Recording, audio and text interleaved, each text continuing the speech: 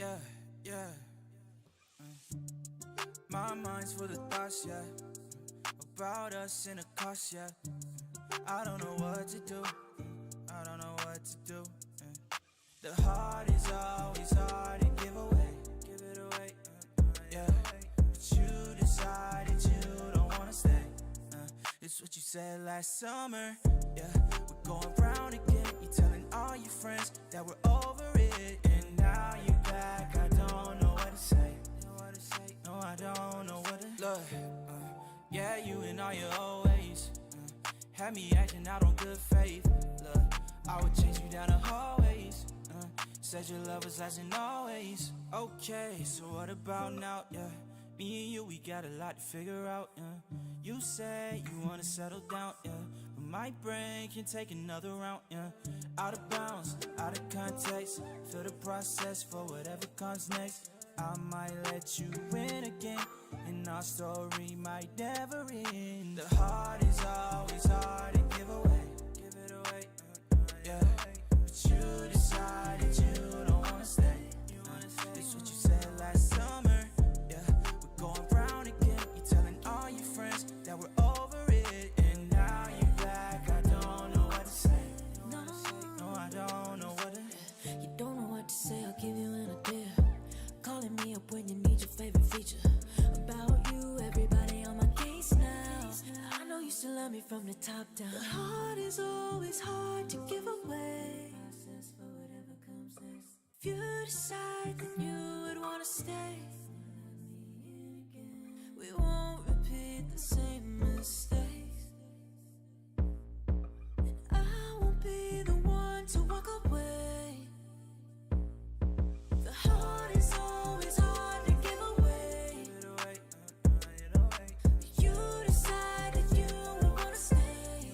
It's what you said last summer, yeah. We're going round again, you're telling all your friends that we're over it. And now you're back, I don't know what to say. No, I don't know what to Say. Hey, stay calm.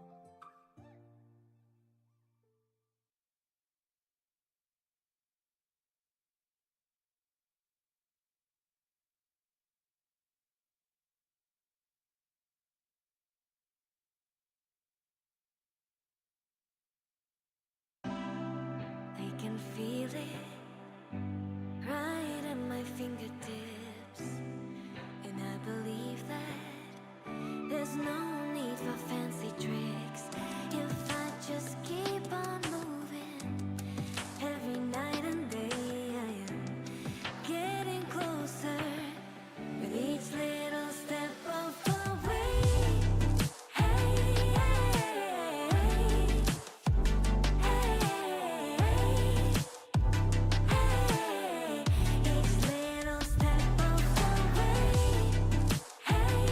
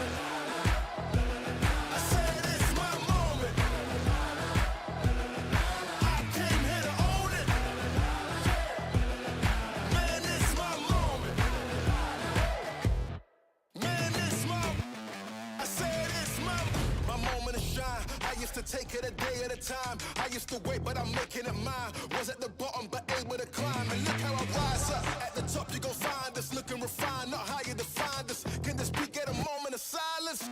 This time I'm fired up. I give it my all. I said my moment is now. No laying around. I put my stick in the ground. Just so you know, ain't no mistaking it now. Forget what you make of it. Got my eye on the prize, I'm taking it. Got the fire inside, ain't shaking it. And I'm turning the tide, ain't changing it. I'm the main event. This my moment. I said it's my moment. I came here to own it. Man, it's my moment. Man, it's my. I said it's my.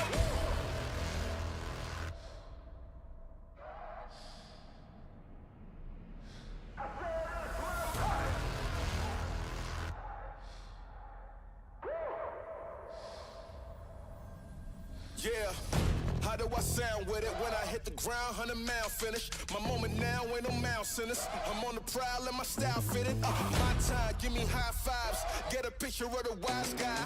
What's a wave to a high tide? Never stop when you my size. Man, it's my. I said it's my moment. I said it's my moment. Yeah. I came here to own it.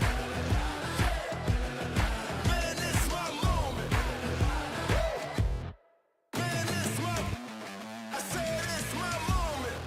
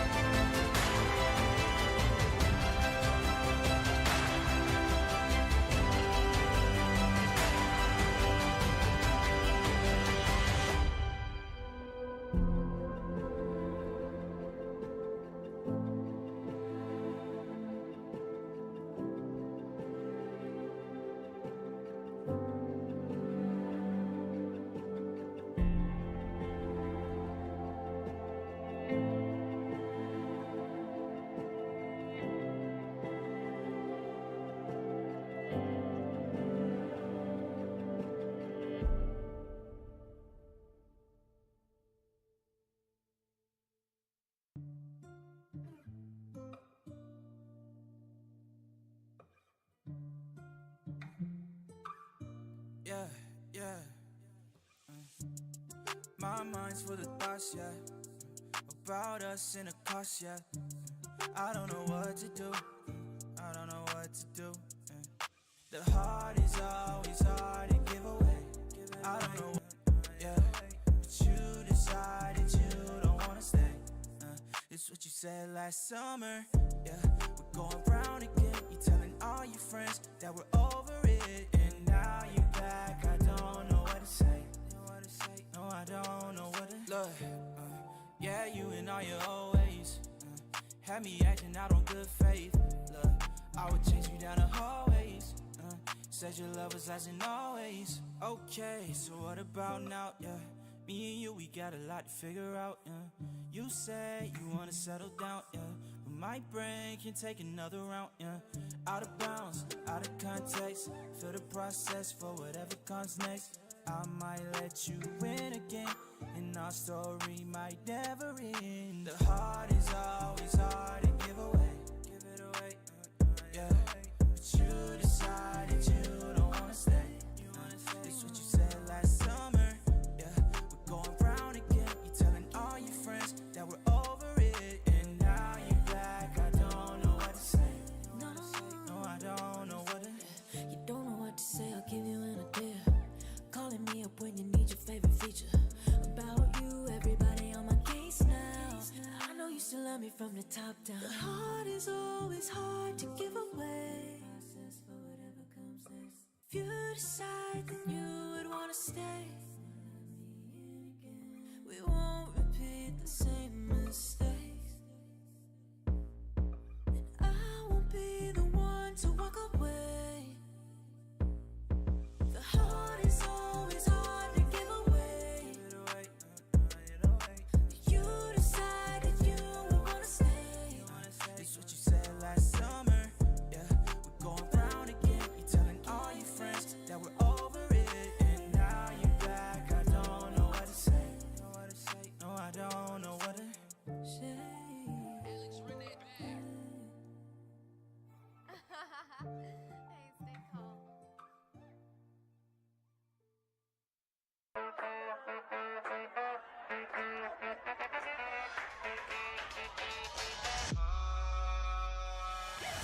I've come alive, hands up, rocking out, headbang, going out of my mind. Coming hot, going down, big enough, I leave a crater when I drop, see it from a bird's eye. I'm ready to chase, no more nice and slow, pick up the pace, I race everywhere I go. I am in control, dialed all the way up, volume to the maximum. Ha! Now get ready, ready for the machete, machete. I can be a sweet honey, but I get down in the dirt, I'm a wild little bunny. I'm a wild little bunny, yeah. I'm hopping to the top, can't stop me. Hopping to the top, hopping to the top. I'm going for the money, yeah. You won't stop me.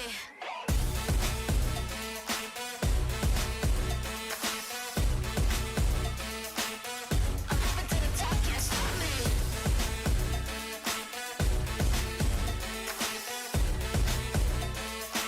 You can't stop me. Watch out, I'm breaking news tonight. Jaws drop, but it's no surprise. I love a little fight, just an itty bitty bite. Eeny, meeny, miny, yeah, I like getting feisty. Let's get louder than we did before. Heat it up some more, come in with the force. I'm one with the storm, shaking up the floor. I'm knocking down on the doors, now say hello.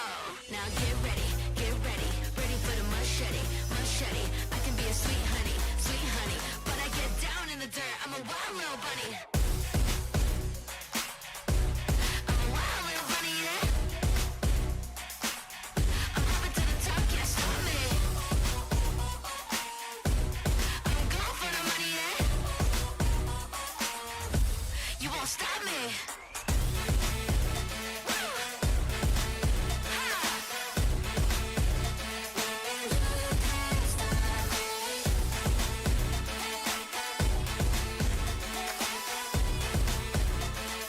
You can't stop me.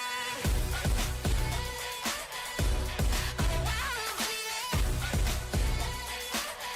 I'm hopping to the top, can't stop me. I'm going for the money, yeah. Ha! You won't stop me.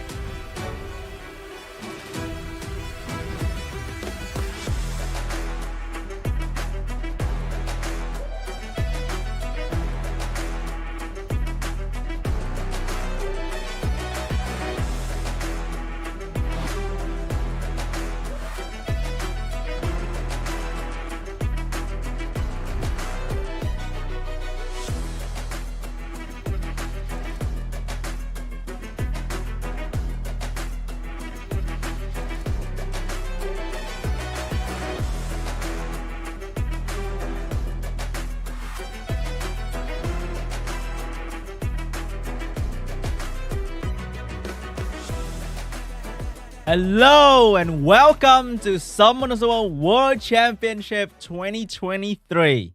I am Sean Bin. Today I'll be hosting for you guys the Group B, Day 1 for the Asia Pacific Preliminary. So last week we had Group A and now we'll be doing Group B for today. And there are many strong players as well and many veterans that you have seen before like ERIC.B or Mr. Chung, who used to be the world final like champion.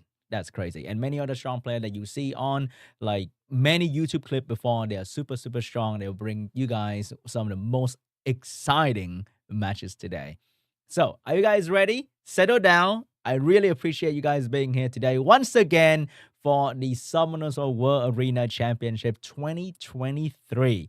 Much appreciate you guys being here. I know a lot of you guys are watching at like midnight right now, and some of you guys are probably skipping lunch. And to the European out there who are watching this early in the morning, hey, how you doing? So welcome to the stream. Today is going to be super exciting, and I can't wait to see what they are going to bring to the table, because each one of them are bringing some very unique LD5 to the table, combined with all these different balance patches buffed to all these new units like Wedget or Laura. I wonder what they're going to bring to the table. And of course, in today's stream, there'll be some amazing code for you guys. I know a lot of you guys are waiting for that part of the stream as well. Crazy, am I right? The code will bring you so much in-game resources that will totally blow your mind.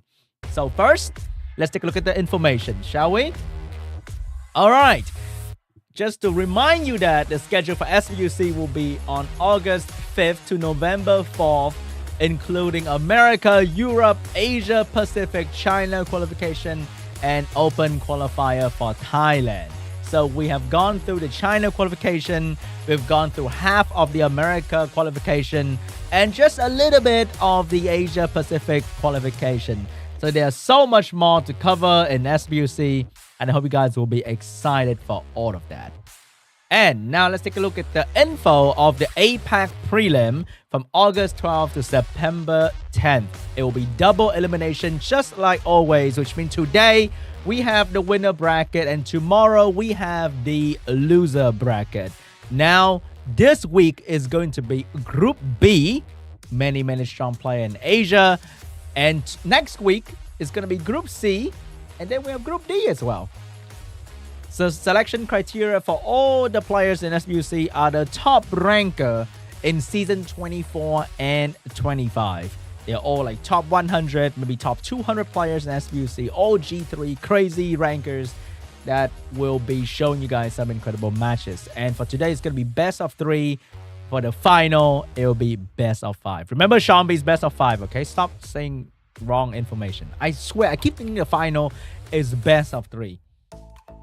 And now, just to remind you as well that every single SWC live stream will be giving away coupon that will give you the SWC emblem for you to trade for incredible items in-game like a Devamon or Legendary Scroll. So the only way to get these emblem is to watch SWC stream or participate in the prediction event. So don't go away. Watch the stream, get the coupon, and get the emblem. Here is the bracket for the day. First, we have Mr. Chung against Drift, the final boss against a new challenger. And then we have YODAYO, LUSIR, ERIC.B against REAL.D, and lastly, Stan against MEOWMEOW. Let's see who's going to be the first gamer to qualify for APAC in today's bracket. But whoever loses today can still go to the tomorrow loser bracket.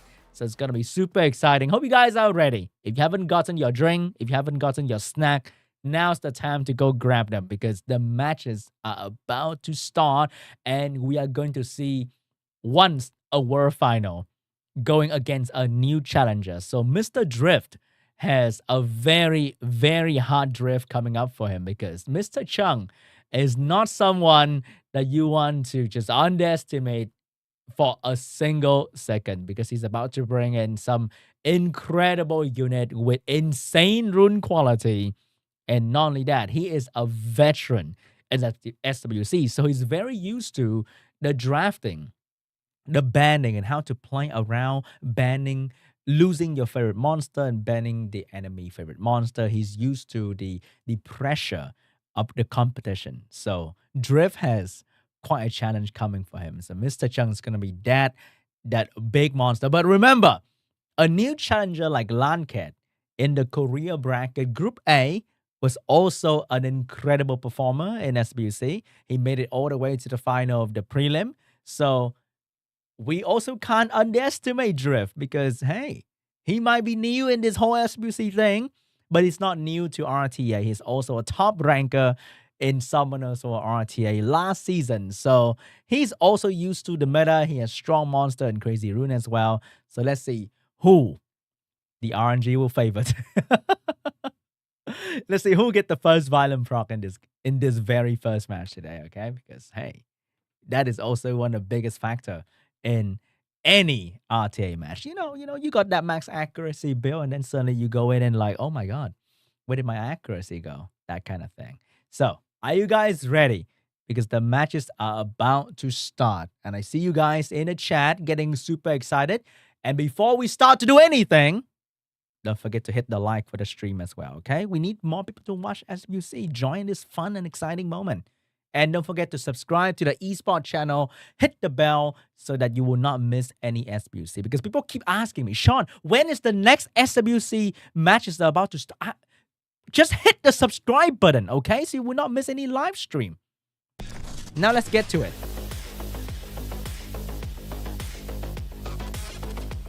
Look at Mr. Chung with the crazy hair as always.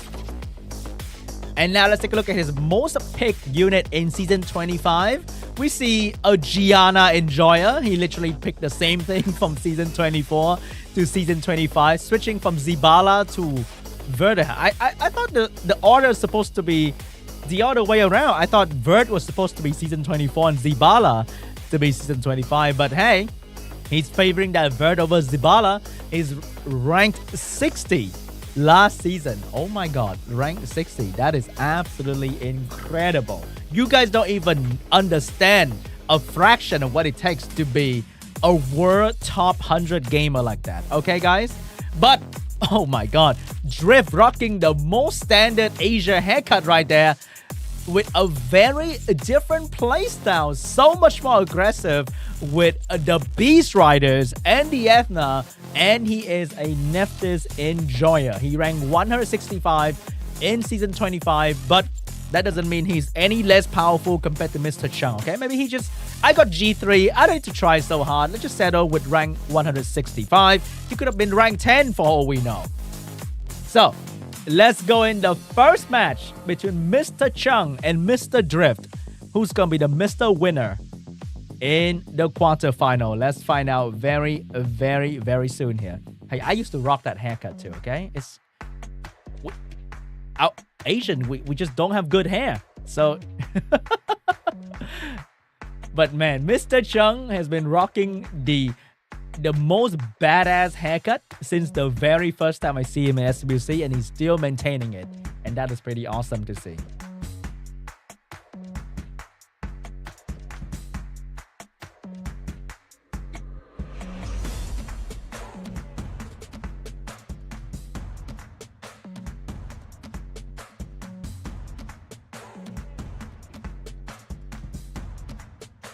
Who are you guys rooting for, chat? Who do you vote in the prediction event? I know that you guys got Mr. Chung in there, so let's get ready to cheer for him, okay? Oh my God, he got that. Is that Gojo? Is that Gojo in the profile picture? Mr. Chung. Oh no. Let's jump right into it. What is that ranking number? Is that rank 11, rank 165? We had Nephthys and Zibala pre-ban. Mr. Chung get the first pick right there with the Oliver first pick. So what is going to be the Oliver counter for this? It's going to be the Moore and maybe the Ethna? No, it's going to pick up the Chung Pung instead. So what is Mr. Chung going to do against this very aggressive control style? Is he going to go for the good old trio Mouse Rakuni? Or he's going to whip out his Gianna Praha No, he's gonna go for the Heigang to counter the strip coming out from both the Changpeng and the Moore, and also the Kitian Dasheng for his hard control. So very standard speed lead into strip into control from both players. We have a Verdahau getting picked up by Drift and Tomoe. Oh my god. He's picking just like me, like a normal person. Look at that. Double speed lead and a Vert to hopefully go for the first turn. Maybe on Swift. Who knows? Because they are G3. Their Swift Verdahau can be 220, 320 total speed. And I'm not even surprised. And Mr. Chung's gonna go for the Chiwu for his second speed lead here for the turn 1 as well. And what is gonna be the last pick for the follow-up? Is it going to be a strong water unit like Taeor? Or is it gonna be an LD Nat 5? Oh, it's gonna be a strong water unit. Vorat getting last pick here from Mr. Chung. So what is Drift gonna do? Is he gonna go for a high base speed unit? It's gonna go for a Wind Robo. Look at it, guys. He's showing you literally the 101 of RTA. Double speed lead, double strip, and a lot of control. And if you take away the Kitian Dasheng for a normal control unit, you have a very standard turn 1 strip into control CC com that pretty much everyone can run in RTA. So what is going to be the ban here? Are we seeing a Robo and a Heigang ban? Or are we seeing a Oliver ban and a Vert ban? It's going to be a Chiwu ban and a Vert ban. So the Robo is going to be the deciding factor because Robo stripped into attack bar reduction, which is very good against Heigang. But maybe the monkey's on Swift? No, the Robo is going to take the first turn here. Wow. Mr. Chung, Heigang is also very fast. He get the strip, he get the pushback, and the monkey doesn't have any stripper going for him. The attack bar absorption for the Robo messed up the turn order, and there's nothing that he could do but trying to stun the Robo. The Moore going for the pushback, and the Changpeng is ready to destroy Mr. Chung as well. The Changpeng get the pushback, but missed the reset on the monkey. This Tomoe has to stun the monkey. If not, he's in a lot of trouble. But the Robo is here as well for the AoE stun. The Giant's punch is gonna punch the dragon. He's gonna bonk the monkey. He's gonna take down the Heigang. And lastly, the Oliver is gonna control as well. The Wind Robo showing why he's one of the strongest units in the game. And the Tomoe with more attack bar reduction. But this monkey from one violent proc can change the flow of the match. But the glancing debuff is gonna stop him from doing so, and the monkey is gonna go down first. Tomoe looking for the next target, and that's gonna be the Varad. The Oliver proc out of the stun, but no skill available because for the Changpeng, the Varad poking out of stun, but there's no skill available as well. The Changpeng nullify the entire team violent proc, and here comes more damage coming out, and the Moore with the violent proc getting more damage out, and GG Drift take the first game. The Wind Robo was the deciding factor for his win, countering the Heigang perfectly and getting the right ban on the Chiwu as well. Drift taking the lead. GG. Oh my god. Wind Robo domination in the first game. Show you guys that anyone can have one of the best stripper in the game, the Wind Robo.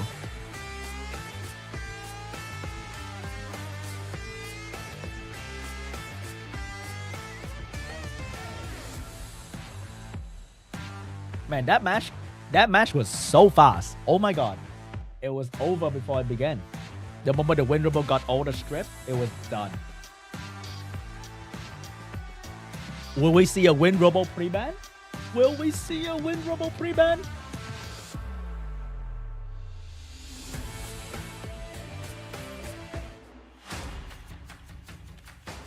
If I remember correctly, Mr. Chung has a Tian Lang, right? Maybe he's gonna take that out. Maybe he is going to take that out.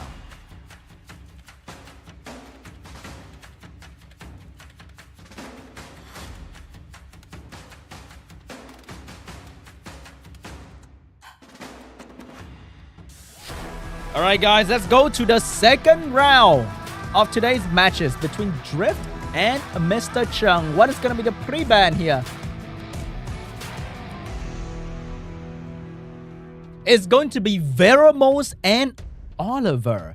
Why Veramos? Because Drift main unit is a Nephthys, and Veramos is one of the hardest counter to the Nephthys. So is he gonna first picking that unit? He's gonna go for the Nephthys first pick. No more Oliver for Mr. Chung. What is he gonna do here for his first pick? Is it going to be a more Chung Pung? It's gonna be a Chiwu into a Zibala. Ooh, he is getting the first turn. It's gonna be another quick match against, guys. So don't, oh my god, that's gonna be the Riley and Fire Monkey King for the second pick here. Is actually going a little bit more defensive. That turn 2 unit coming out of Drift is gonna be a Gianna for Mr. Chung, but that's a little bit risky because the Riley can be off wheel and the monkey would not be stunned. I don't even know about the Nephthys wheel situation. Maybe it's going to be to counter Mr. Chung Gianna as well. Nikki is getting dropped to deal with that turn 2 to provide healing and a damage. But looking like Mr. Chung draft is lacking a little bit. If either Nikki or the last pick getting banned now, then he's not having a lot of damage. What is Drift going to do to answer this? Maybe we're going to see some sort of Tetra going out to deal with the Gianna. Potentially a Camilla as well. Oh, it's going to be a Juno and a Heigang getting last pick for Drift. Heigang is definitely there to counter the Gianna and the Chiwu. And Juno is pretty much a detrimental factor to Mr. Chung's entire team. Because who's going to control that Juno? Nobody. And that's going to be a problem. And that last pick looked like it's going to get banned pretty much immediately here for Mr. Chung. So I'm thinking about a Taeyor ban and potentially a Juno ban. Because that Taeyor is going to control on and deal a lot of damage on the entire draft of Drift. And Juno is pretty much uncontrollable for Mr. Chung. They're both thinking about their ban right now. Let's see what's going to be the ban. It's going to be the Heigang. It's going to be a Nikki ban. So Drift is accepting the Taeyor damage coming onto his team. Taeyor getting buff in the last balance patch, allow him to reduce the attack power of the target he select as well. If this Taeyor has good accuracy and a little bit extra luck, he can freeze and push back the Riley attack bar. And that's going to be very detrimental. But without a Nikki, maybe Drift's gonna out-sustain Mr. Chung team. Zibala going first, boosting the attack bar of Gianna, dropping the bomb on the monkey, get the bomb, get the strip stun potentially, get the strip stun as well on the Riley. And here comes more attack bar reduction coming out from the Chiu potentially and putting the glancing debuff on the enemy team as well. Or is he gonna save it? No, he's not gonna save it. He's gonna push back the attack bar but eat the stun from the Juno. Here comes Taeyor with the skill 3 available. Who's gonna be target here? It is going to be... Oh, he's going to put a slowly bar on the entire enemy team, but missed the attack bar on the monkey, which means the monkey is going to get a turn here. And the monkey going straight into the tail. Zibala has skill 3 available and going to drop it on the enemy. Not going to be too effective here because Juno's going to get out and heal the entire team back to full HP. Monkey looking for a target, and the biggest threat is going to be the Taeyor, and that's going to be the target, even though... Oh my god! Do you see that damage coming out from the Juno? That is insane. And the Riley with the violent proc as well, putting an attack buff on the Juno and the monkey. That is not looking good, guys. That is looking terrible. Oh my god, the damage on this Taeyor, and the Taeyor is gone. That is GG. Oh my god, that Juno damage was incredible. That Taeyor melted like butter. And it's just over. Who's gonna control this Juno right now that's hitting like a truck? The monkey's out, but the Juno is still here. And look at the Juno damage on the Gia. That is 2.5k per hit, ignoring defense. That is crazy. This Gianna is just like Taeyor. She is melting as well every single turn. Can this team kill the Juno before she killed this Gianna? Because the moment Gianna go down, this might be over.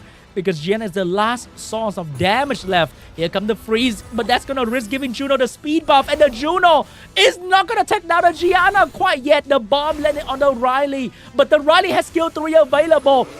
And the bomb is still gonna stay, but the Nephthys is out of freeze, and here comes Juno taking down the Gianna. Nephthys looking for the target, and the more debuff he does, the more this Juno is gonna heal the entire team constantly. Nephthys doesn't have skill 2 available yet, but she will soon because she can steal Violent proc. Here comes the Juno, 2.7k on the Chiwu. Oh my god, the damage is in, and GG, Drift take the second game as well. 2-0 for Drift, the new challenger, taking down the Titan of SWC just like that. Wow. Drift, incredible performance. Well done. Well done. He's going into the semi-final of Group B day 1. Wow, that Juno is on to some crazy performance enhancing artifact over there, okay? That is incredible. Well done, Drift. Well done. He goes straight into the tail. Missed the Drift 8 and left no Chung.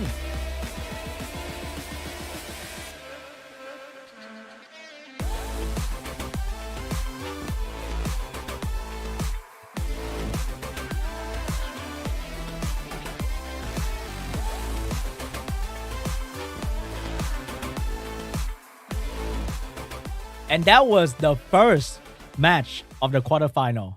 And that was like that was so fast compared to other bruiser draft we have seen before. This was just instantly decided.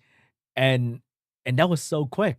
But hey, we like those, okay? We like those exciting, aggressive matches in SWC. We don't want to see matches where two players trying to tease one another, like, hey, just a bit of damage here and there. We want these exciting, good, aggressive matches that pretty much get decided in the drafting phase as well. He left the tail in, but a common player mistake is they will use their Juno and the Fire Monkey on the Chiwu or the Gianna because they want to crit and do good damage. But Drift goes straight into the threat that will kill his entire team. That is the tail.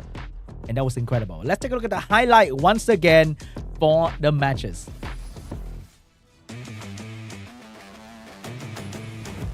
Man, that win robo. That win robo show up.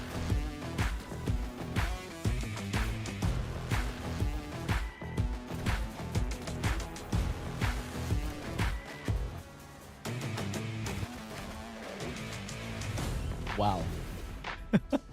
just show how strong the win robo is. Incredible.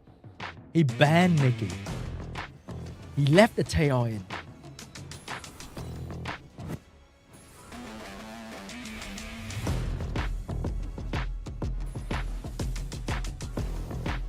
And look at this targeting. Go straight into the tail. No hesitation whatsoever. 2.5. Oh my god. That is crazy.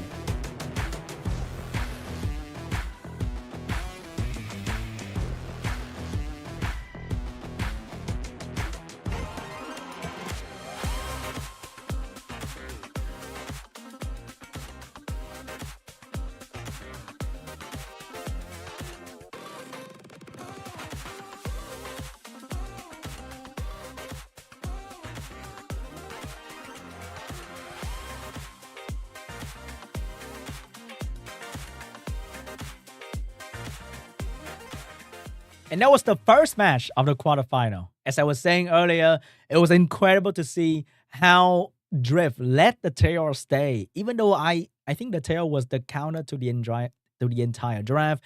He banned a Nikki, the potential healer, and also AoE damage coming out from Mr. Chung. Let the tail stay and went straight into the tail because a tail is usually built with speed, good damage, and attack, which means a tail would not have any more than about total 25 to 30k HP. And with the Juno hitting that hard on the tail was completely melted in seconds. And that was incredible performance coming out from Drift. And I'm just wowed because his damage, his targeting, his pick ban was incredible. And now, let's go to game 2 of APAC Group B Day 1 qualifier between YODAYO and... Wait, who was it again? But hey, let's take a look at YODAYO stat from last season right here. We are seeing a very similar draft to Mr. Chung with the Oliver Gianna, but he's rocking some sort of Masha Yeonhong aggressive draft as well. But an Oliver Enjoyer, can he use that Oliver in the draft today? If I know a thing or two about YODAYO watching his stream, he's also a Genny Hathor Enjoy. Oh my god, we know who's winning. He brought the power of friendship here, LUSIR. And LUSIR is a Veronica and Nikki user. A very, very strong unit in RTA. I'm not sure how YODAYO is gonna bring down this cat. He brought his cat to the photo shoot. What a... How do I describe it? This is the first time I see somebody brought his cat to the photo shoot. That is incredible.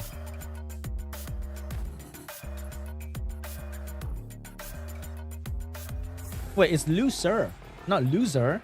LUSIR, guys. Sir. Okay? Maybe he's like to be called LUSIR, but doesn't make sense. It's LUSIR. Okay? But let's see. Who's gonna come on top? YODAYO or LUSIR?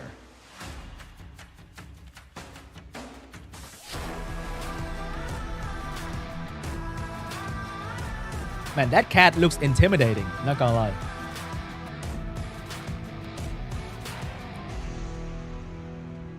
Let's take a look at the pre-ban between these two players. Is it going to be Veronica? It's going to be Veronica Neftis, two of the strongest unit in the game. Hands down, two of the strongest unit. If you start the game with these two units, oh boy, you're going to have a good time. And that is going to be the Ganymede first pick. Is he breaking the Genny Hathor combo early on? Genny, even though it's a very old school unit, he's still relevant across the meta no matter what happened because of that incredible skill 2 and 3 allow him to combo with pretty much anything in the game. YODAYO rocking the new age stripper, and that's going to be the Laura Light Occult girl who got buffed in the last balance patch with a speed buff in her strip. Anything that can buff speed and strip at the same time instantly become a hit in RTA, pretty much it. But the answer for that is going to be the YODAYO and the CHUNG, a very standard strip control team once again from both players. So what is YODAYO going to do to answer this? Is he going to pick up the Yeonhong Masha like how he showed in his stats? Or is he going to go for something entirely different? Maybe go for an immunity unit like a Wusa and then a Fire Meiho Wang, for example. What is it going to be, YODAYO? It's going to be the Haegang to counter the strip come out from the YODAYO and the immunity unit to protect the team, and also a pure damage dealer, Wusa. So YODAYO team is very well routed. He has damage control, buff, debuff, healing. He has everything, and that is incredible. A very well routed team against a strip control team. So is LUSIR, he is committing with the Chiwoo and the Nikki last pick. He's providing another AoE stripper and an AoE damage dealer for his last pick here, but also a healer to make sure that even if the plan fails, there's a healer to back everything up. So what is YODAYO gonna do here?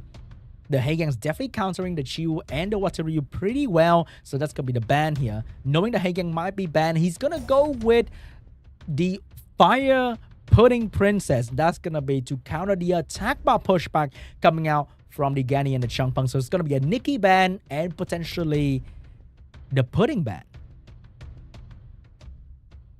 But the Heigang is just so disruptive to the first turn strip, so it has to be banned as well. Very well drafted from the YODAYO here.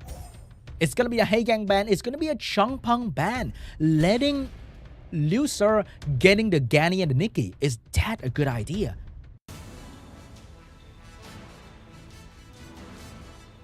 Here comes the first time from the Chiwu.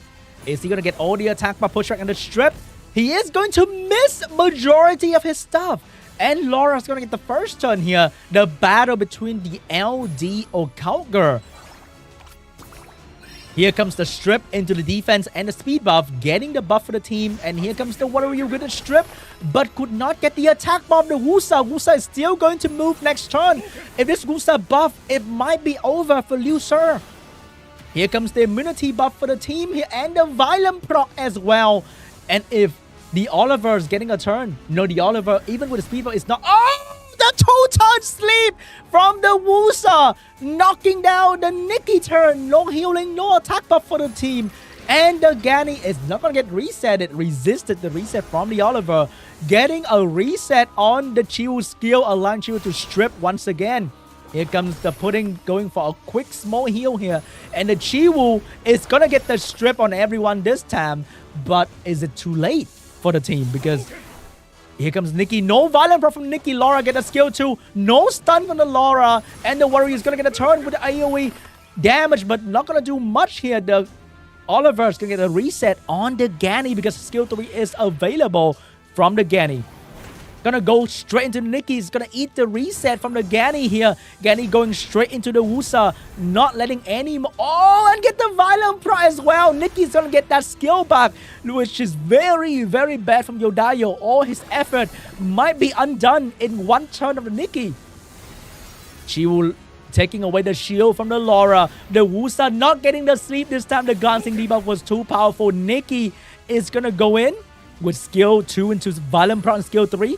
She's gonna go with a skill 3. Gonna do the damage first. And here comes the damage from the Nikki. But no violent proc for the Nikki. And the Nikki's look is gonna go down anytime now because there's no healing for her. And here comes the pudding with a small touch. The Nikki's not gonna go down just yet. Can this Wusa stop any... No! Could not kill the Laura. Nikki's gonna go down. But this YODAYO, is it on violent? It hasn't stunned anyone yet, I think. If it violent proc one time, that's going to be a lot of damage with the attack buff right here. YODAYO with 2 healer left. Can LUSIR do enough damage to bring the Oliver down through these 2 healers? And they are very good at doing their job. Wusa dropping the skill 2, healing the Oliver, doing a lot of damage on this Ganny. And here comes the Oliver having skill 3 available, taking Ganny's skill 3 away. All these attack bar reduction getting so much less effective because of the passive of the Fire Pudding Princess. Not looking good for LUSIR at all. His HP is dropping slowly and he's not killing anyone just yet. The heal block though from the Nikki earlier is doing work on his Wusa, but the shield is coming up like now. The buff block is blocking his shield, but the main unit that he needs to save, the Oliver, is still standing strong. Ganny trying to bring down this Wusa. Not gonna go down just yet. Can this Chiwu do it? The Chiwu's going for the skill 3. And he's gonna get the Wusa down. But this Oliver is still standing strong. Every time he touched this Fire Pudding Princess, she is getting the healed up. And here comes the violent proc from the Oliver, taking down the Ganny. And more healing coming out from this little unit. Every single turn, this Oliver is getting focused, but not gonna go down anytime soon. Oliver looking for the next target, and that is going to be the Chiwu. The moment Chiwu go down, I don't think the YODAYO is gonna have what it takes to... Oh, that disruption coming out from the Chiwu. Is that going to be enough? Because now he has to change the target to the healer, but this healer is on revenge and is healing more than what he can do. It's not looking really good for LUSIR here. This healer is bringing down his team slowly, and the Oliver finally locking on that YODAYO. YODAYO finally proccing the violent, but it might be a little bit too late. And there's nothing that he can do, and Oliver is going to take away his chance by locking his attack bar down. And that is GG. YODAYO is going to take the first win. Man, this little healer is doing so much work keeping the team alive. GG, YODAYO take the first win.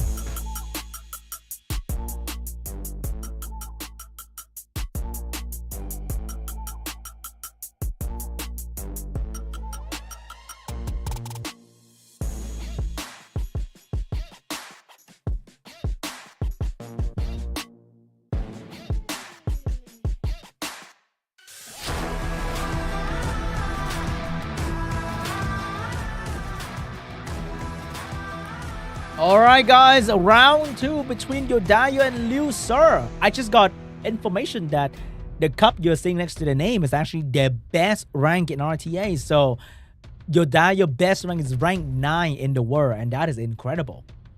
But being ranked 122 is not it's not an indicator of anything, okay?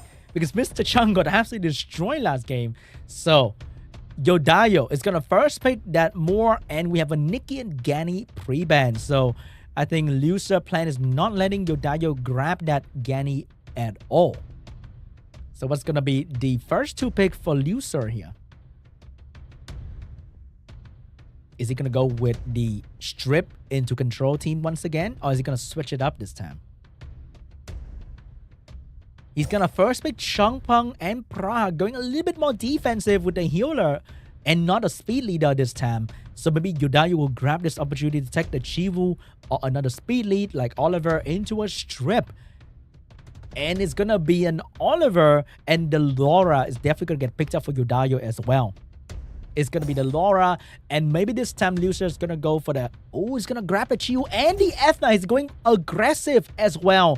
So YODAYO can definitely pick up the Heigang to counter the Chiu and the Ethna here. And last pick a strong fire, maybe potentially a Colonel, or maybe an LD control unit. What is he going to go with for the last pick here? He has so many different options here for his last pick. Even the Wind Robo is not looking that bad. Or maybe a Dark Robo as well. For his last pick, he's going to go for... Of all things, he's gonna go with a Diana. Hey, it makes perfect sense here because there's no direct counter to Diana here, and Diana's gonna be a fun watch as well. So what is LUSIR gonna do? He has to ban that Heigang, and there's no fire. Potentially, it's gonna be a win last pick here for LUSIR. But he's gonna go for a speed leader this time. That's gonna be a Vanessa. Vanessa impact in the game might not be huge, and I think that is going to be a CHUNG ban, and YODAYO might get the upper hand here in terms of the impact of his unit. But Praha Ethna can be absolutely crazy if they get the right RNG. So what's going to be the ban here? Oh, the Diana is looking really, really annoying for LUSIR. He might have to ban the Diana, but the Heigang just countered the Chiu so well. It's hard not to ban the Heigang. It's gonna be the Diana and the Ethna ban. LUSIR's accepting that his first turn strip might not be as good into the Heigang, but he's not gonna get RNG by this Diana anytime. If he's gonna go out of SWC, he's not gonna go out being violent proc-on by a Diana. Here comes the first turn from the Chiwu here. And that's gonna be the strip. Is he gonna go for skill 2? He's gonna go, but he's not only gonna give the entire enemy team turn, but he's gonna... Why did he go into... Because if you put a debuff on the Laura, it boosts the entire team attack bar. Oh, but the Oliver missed everything that he needed to do. And now the CHUNG has the opportunity to go for the AoE pushback in the Praha with the sleep as well. But is the CHUNG doing it? No, he's saving it for later. But here comes the violent proc from the Laura. And that's going to be an AoE. Oh my gosh, he gets the stun on the CHUNG. And here, Chiu can't really strip because that's going to cleanse the Heigang and give the Oliver or the entire team. He's going to do it anyway, just to take away the buff from the enemy team. But that's not looking too good. Here comes the Oliver taking the skill away from the CHUNG here. And LUSIR has ran out of ammo. None of his team has anything, but the Laura has everything. She has the skill 3 available, and Oliver will soon have his skill available as well. Unless this Chiwu can lock down a unit with his skill 1. Can he do it? He's going to go for the skill 1, not getting the 2-turn sleep that he wished he would. And it's not looking good for LUSIR because this Laura is going to drop another layer of buff very, very soon. Can this CHUNG save the day with a violent proc? And he will not. And like Guardian Angel coming right up with the defense buff and the speed buff as well. And she has a skill 2 available to lock down the entire enemy team. And Oliver is going to take away any chance this Pra has. And this Chiu is just constantly giving the attack bar to YODAYO because of the Heigang passive. And Oliver is going to control the Chiu. No, he's going to take down the Praha first. Praha has no skill available. Might bring down the Laura, but not quite yet. Laura dropping 3 stun on the enemy. And that might be GG. Oliver has skill 3 available, but the glancing debuff is going to stop him from being too effective. He can't reset anyone properly. And the Oliver has skill 2 available. Bring down the Oliver, a CHUNG attack bar. Take down the Praha. Take down the Chiwu. And that is GG. YODAYO is taking game 2. Man, the Heigang counter was so strong. This Chiwu was literally the 5th unit on YODAYO team, constantly giving YODAYO attack bar for free. Wow. Just not letting the Heigang, stay in the draft. Completely shut down the Chiu so hard. It was nothing that he can do. And LUSIR will be going to the loser bracket tomorrow.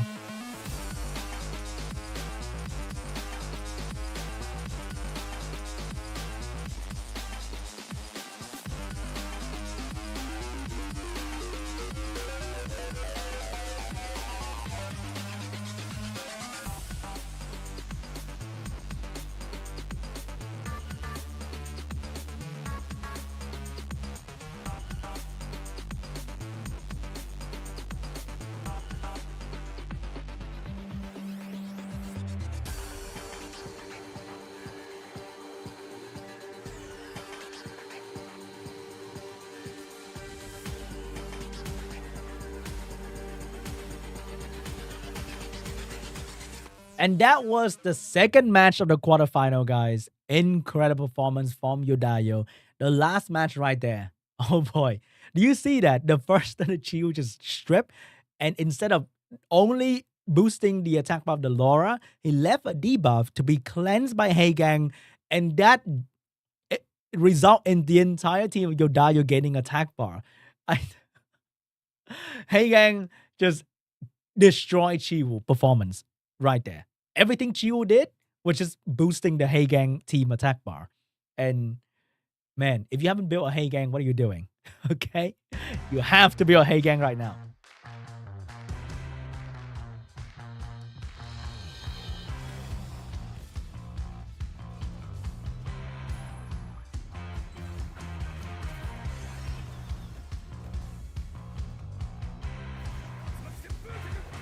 My god, LUSIR.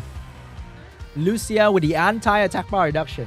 And the extra healing. And that 2-turn sleep. Man, that 2-turn sleep changed everything. Changed everything.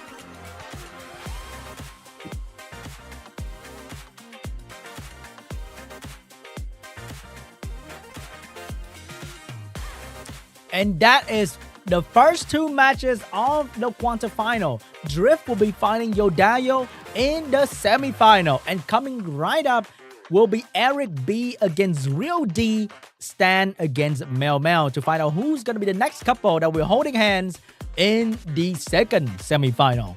Drift and YODAYO. Who are you guys rooting for? It's going to be an exciting match. Once again, a new challenger and the rank 9 of the world.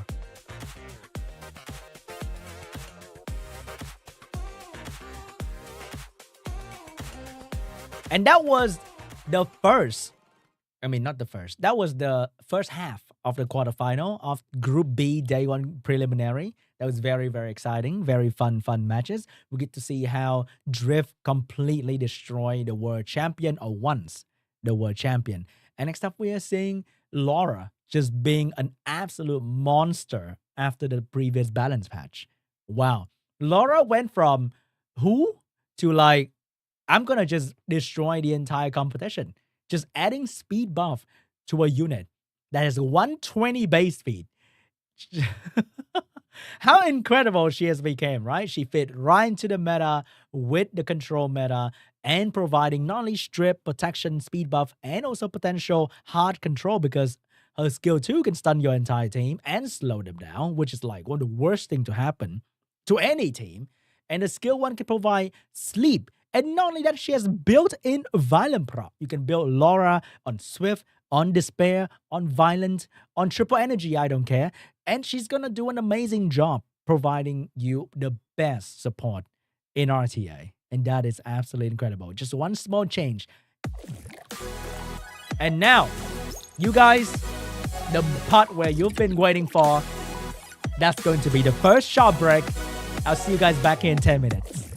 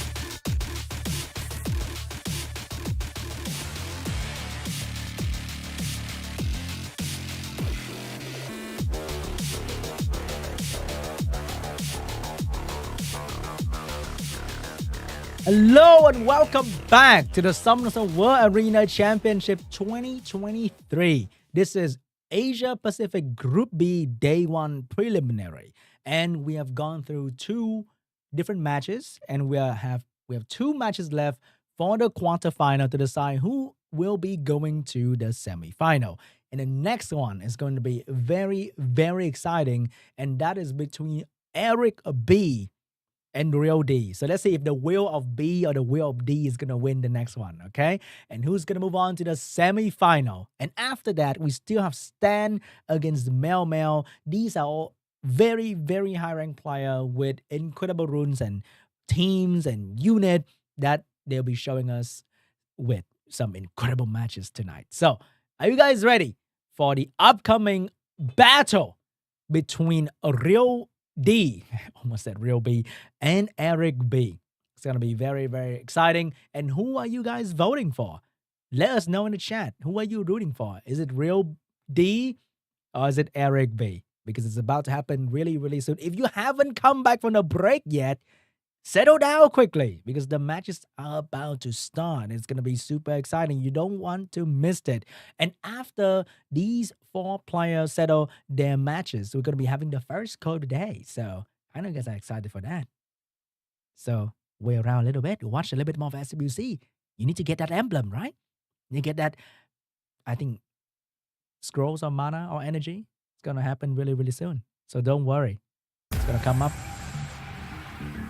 And let's get ready for the match between REAL.D and ERIC.B.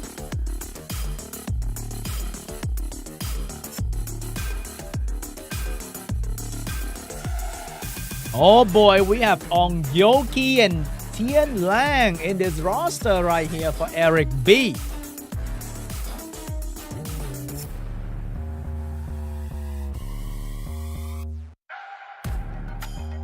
Oh, so he was last year APAC Cup quarterfinalist. That's gonna be scary for REAL.D.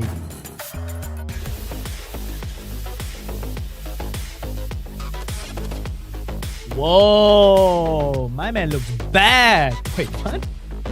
REAL.D, a new challenger, coming right up, ranked 416. In season 25. Ooh, look like a real underdog as well. And he's rocking an entire different playstyle. The good old Leo Ragdoll in his most picked unit. A turn 2 player? Are we getting a real turn 2 player this time?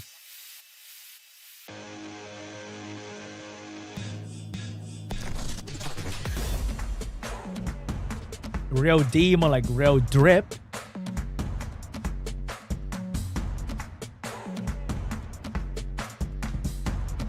I swear REAL.D look like the main villain in the K-drama I'm watching.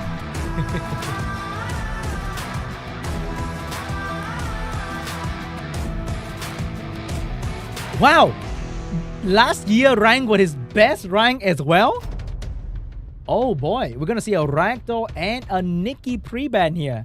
And the best rank of ERIC.B is rank 21. But hey, REAL.D can be the real disruption for today. What is gonna be the first pick for REAL.D here? He's gonna go with Oliver. Surprisingly, not a turn. ERIC.B with the Chandra first pick. Oh my god. Is he really going for that Chandra? Is that a Swift Chandra? Is he going to surprise us with something absolutely crazy tonight? Or today? ERIC.B, what you got, buddy? What you got?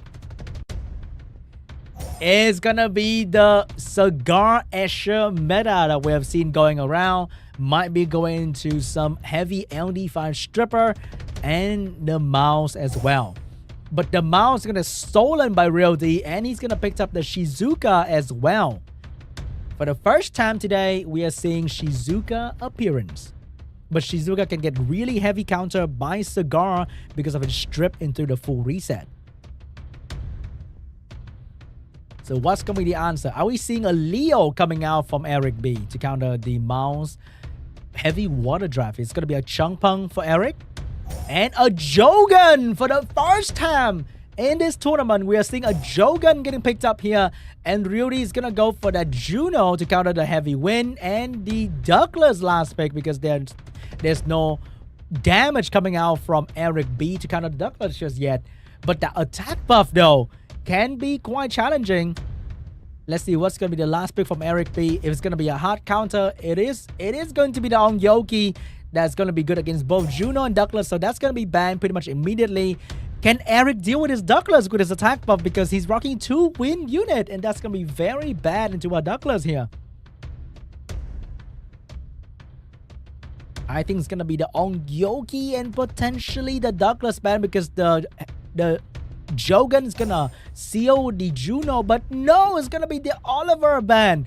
ERIC.B is going to face this Douglas at the very end of the day. Will his attack buff be enough to deal with his Douglas? That's going to be the fire attack lead for ERIC.B and the attack lead for REAL.D. Alright guys, first one belongs to the Asher. He is going to go for the boost, but the Mao is going to come in between and might stun the Jogan. He is going to stun the Jogan and the strip coming out from the CHUNG here. But that stun was very, very bad because that is the only hope for ERIC to kill the Douglas. And if that Jogan get heavily controlled and focused by the Juno, this might be the end for ERIC. But the violent proc from the Jogan is going to save him. Oh my god, he's going to miss the strip on the Douglas. And this is not going to look good, guys. It is not going to look good. Here comes the Juno with a strip, taking away the attack buff and putting a lot of control on ERIC team. Here comes the Chung with the attack buff, but if he AoE, he might as well go home because bonk, he's gonna get hit by the Douglas and he's gonna go out as well. Chung out, and this Jogan is looking like he has no support from his team. But the defense wreck on the mouse and the extra damage is not gonna be enough to save the... Oh, it's not gonna be enough to bring out the mouse. That's not looking too good for ERIC. ERIC has another layer of control here. Here comes the damage from ERIC, and that's going to be on the mouse. Take the mouse down, but this Jogan is not looking like it's going to stay in the match much longer.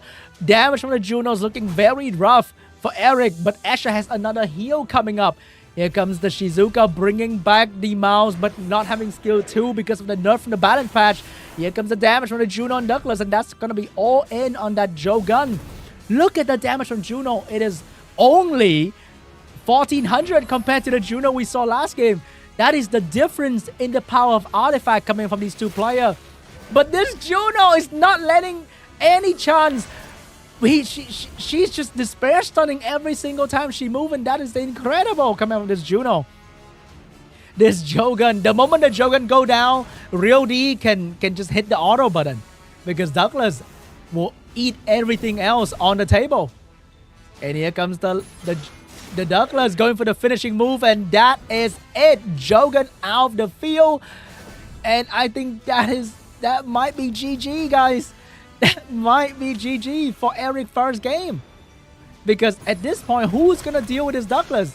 This Cigar is gonna go down very, very soon here, and Asher is not an attack type unit. He is an HP type unit, and Douglas just cleaned the house with any HP type unit.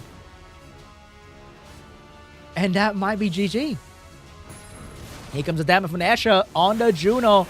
And Cigar is going to go down as well. Bring back the mouse for another stun. But I think that's it. We're moving on to game 2. Not banning the Douglas at the end was definitely not a bad idea. This is a very classic Douglas solo in the Summoner's War strategy book here. GG. REAL.D. He gave ERIC what he asked for. The real Douglas at the end. Wow. That was just very classic Douglas solo right there.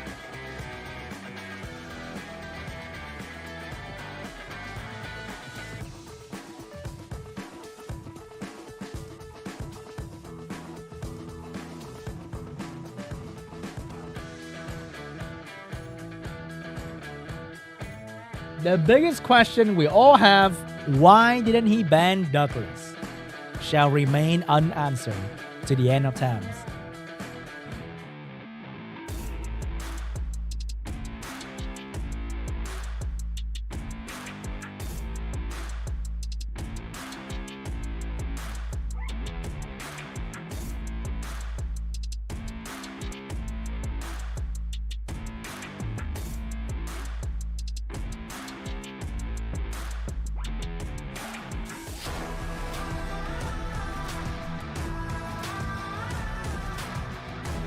Round 2 between ERIC.B and REAL.D. What is going to be the pre-ban here? Are we seeing a Douglas pre-ban? We are seeing a Raccoony pre-ban. And that's going to be the Ongyoki pre-ban from REAL.D. The respect on this 3-star unit is crazy. It reminds me of the Lulu, the age of Lulu. Back when Lulu was also in the pre-ban option for SWC. Sagara first pick for ERIC.B again, and REAL.D having the last pick is very, very Douglas friendly right there. So what's going to be the first pick for REAL.D? Is he going to go for the Shizuka Oliver first pick? He's thinking about it. That's going to be the Shizuka, but he's going to go with his good old trusty Ragdoll this time. So Eric might be going for some true damage setup here. Mouse into Wusa. It's going to be a Tianlang to counter the Ragdoll attack bar gain, but he requires some healing. That's going to be the Wusa for the protection and also some raw damage on this Ragdoll. But REAL.D playing with Ragdoll every day, he must be used to this. So what is going to be the answer for this Tianlang and Wusa? Is it going to be an AoE strip? Or is it going to be O'Reilly into another damage dealer? Potentially a Kinky, for example. It's going to be O'Reilly coming out from REAL.D. And a Heigang to deal with the strip coming out from Eric. And every time Riley cleanse, that's going to be extra attack bar for the Ragdoll team as well. So that looked like a Bover to counter the heavy buff coming out from REAL.D. And what's going to be the last pick here? A strong Molong, Icarus, for example, for the true damage. Or maybe a Kinky at the end of the day. There are many options for ERIC.B here. It's going to be a Molong for Eric, the good old classic counter to the Ragdoll. So REAL.D need another damage dealer here for his last pick. What is it going to be? The Leo doesn't look very good here because it can be one-shot easily. He might need to go for something that can counter the Molong and the... Oh, that's going to be a CHUNG last pick from REAL.D. Is it going to be the Tianlang ban? And what is Eric going to ban here? Is he going to take out Ragdoll, the main damage? Or is he going to take out the CHUNG, the main reset?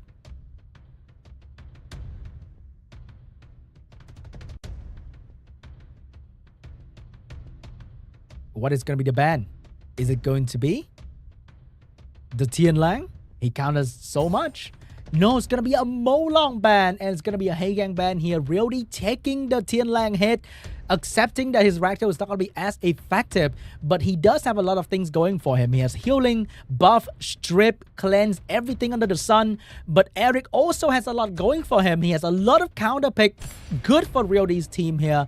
So let's see which one we favor by the gods of RNG, because both teams are quite balanced.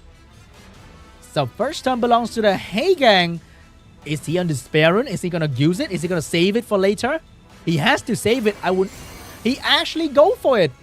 So he's out of strip for a long time, and that is not exactly the most amazing position to be in for REAL.D. Wusa with the first violent proc, getting that damage ready, gonna go straight into the Heigang. And the Tianlang having the glancing debuff on him might be a good thing because he won't be critting. Oh, he crit anyway. And not letting the defense break.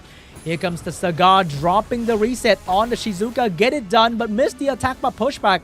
Heigang saving Shizuka by cleansing the provoke away. And here comes Riley with the heal attack buff for the Ragdoll, boosting attack bar for the team, but Tianlang's gonna gain attack bar constantly as well. But remember, there's a Bover on this team, which means he's heavily countering this Riley at the same time. ERIC.B look for a defense break, doesn't get it done. One defense break and this Haegang might be going down very, very soon. REAL.D buffing the team constantly, but Bova is just saying yummy to all these buffs. The Wusa getting constant violent proc here, getting his skill cooldown down, and he's gonna get his healing and shield back up very, very soon. All these damage that REAL.D can do, is it gonna be meaningful? Riley is forced to only use her skill 1, providing a little bit of healing and some damage on the Tian Lang right here. Is it going to be enough to bring down the Tian Lang? Cigar provoking the Ragdoll, putting the pressure off the Tian Lang here. Tian Lang has skill 1 available. Is gonna go for the skill 2, getting the stun, not stripping the Haegang, so the Haegang's gonna get stunned as well. The Bova trying to steal that buff from the Haegang, but not gonna get it. Riley getting the violent proc, but cannot use her heal effectively. Nah, she say, screw it, I'm gonna heal anyway, and give the Bova 5 stack. But that might not be a good idea, because Bova's not gonna get a very big heal and also a lot of damage on this Haegang or Shizuka potentially. Here comes the Haegang with the skill 2 available. Gonna drop it to not much effect here. And Cigar looking for the next target, and that is going to be the Shizuka. Haegang is under a lot of pressure here. Bova's gonna go straight into Haegang, and the Tian Lang is definitely gonna finish off the target. Riley back to skill 1, nothing crazy going on for the Riley here, and Cigar has the skill 3 available to reset the Shizuka, get the reset, missed the attack bar, but no problem. It is okay. Oh wait, he missed the provoke, but get the attack bar, and the Bova once again getting a lot of stack here. Eric look like he is having the upper hand. Here comes the defense break from the Tian Lang once again on the Ragdoll. Ragdoll looks like he's under a lot of pressure from the Cigar and the Bova, and there's nothing much that REAL.D can do. All his damage is getting undone by the Bova healing and the Wusa healing as well. This Bova hard counter is just way too strong for REAL.D to handle. And here comes Wusa skill 2 doing some nice little damage on that Riley. Riley's gonna be the next target, and here comes Tian Lang dropping the defense break as well. And the Riley can't be using her heal. All the good thing about Riley is getting directly countered by this Bova, but Riley once again dropped the heal, giving the stack to Bova. And here comes Shizuka. What does she have in her arsenal? She's gonna bring back the Haegang, but the Haegang doesn't have anything to give except for that very soft skill 1. And Bova looking like he's gonna steal the buff from the Ragdoll here. Waiting for the 5 stack. Nope, gonna drop it. Just gonna drop it because the Wusa is gonna give him more buff later on anyway. I think that is just it. There's just no way REAL.D can come back from this. Way too much pressure from the Bova, and no way to do any real threat to the enemy. Cigar constantly controlling the Shizuka, not letting her go whatsoever. She can't even do her skill 3, but she can't even do her skill 3 properly because that is just giving Bova more stack. And I think that is a GG. ERIC.B is gonna take game 2, and we are moving on to game 3. Showing how ERIC just completely countering everything that REAL.D brings to the table. Shizuka getting shut down by Cigar, Ragdoll getting shut down by Tian Lang, Riley getting shut down by Bova. It just great counter pick from ERIC.B. GG. Moving on to game 3.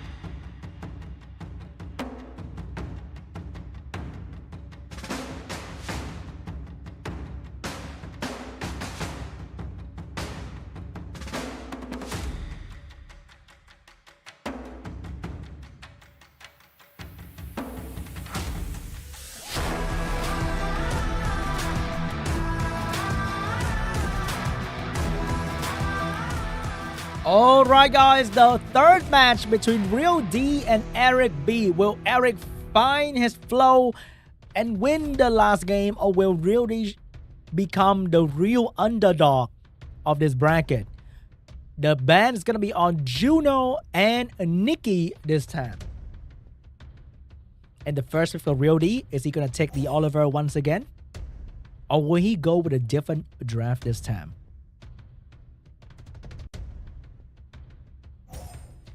It's going to be a very aggressive first pick from REAL.D, and that's going to be the Ethna. Is she on the usual Swift build, or is she on a very crazy, tanky, violent build? Because that is the first pick. You don't just pick your fastest unit first like that. You can heavily counter very easily. But maybe it's a trap build this time for REAL.D. It's going to be the Chrono Hey Gang first pick for ERIC.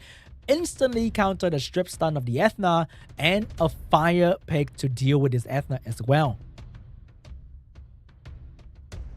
What is going to be the answer? It's going to be the Water Ryu into a Rakuni for REAL.D.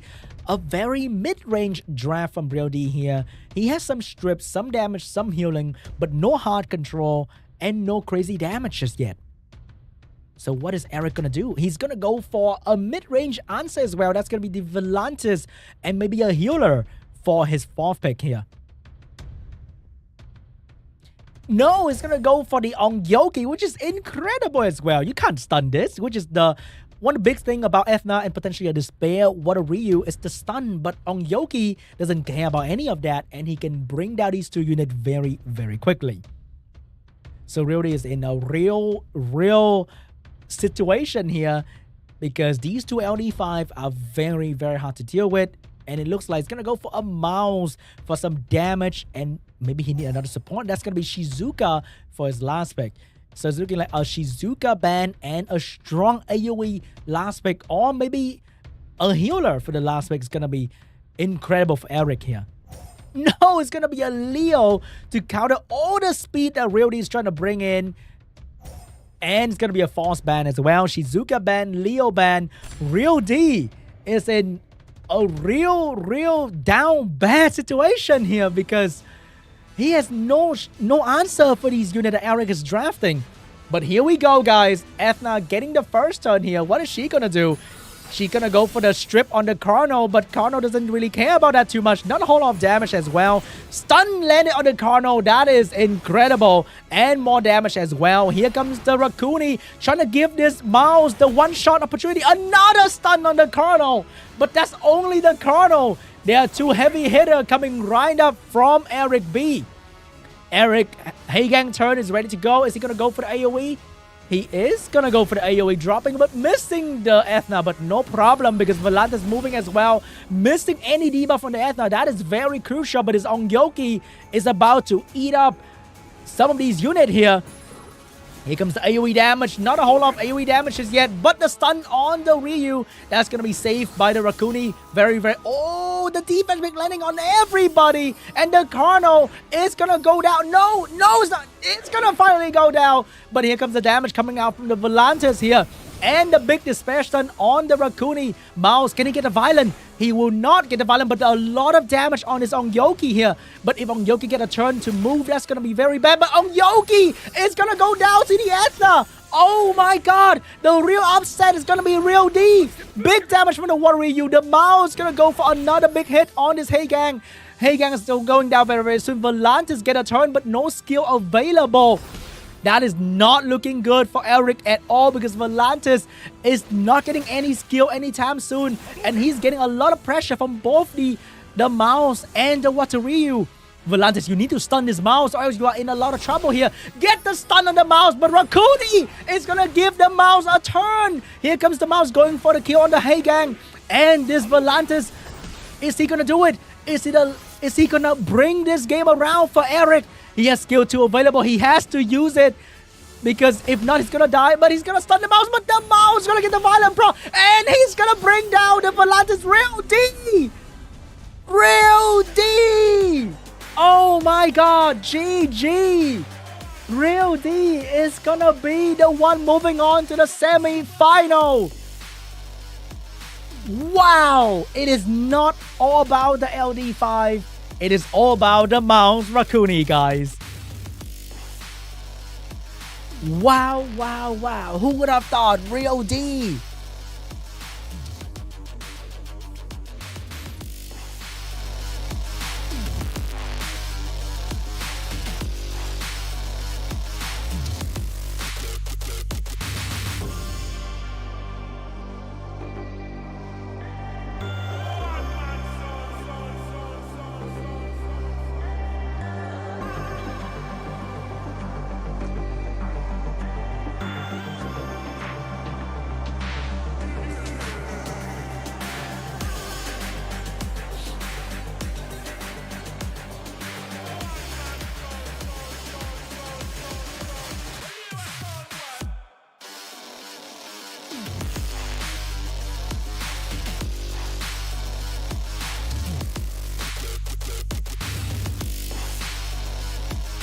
Man, who would have thought, huh?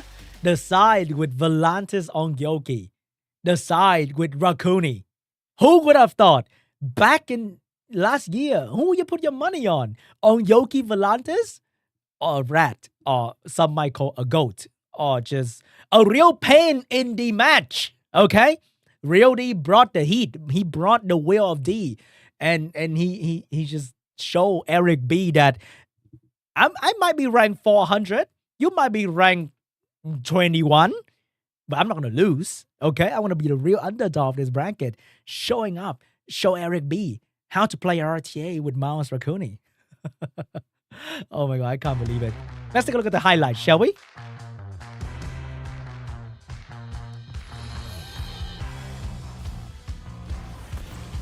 The One Piece is real!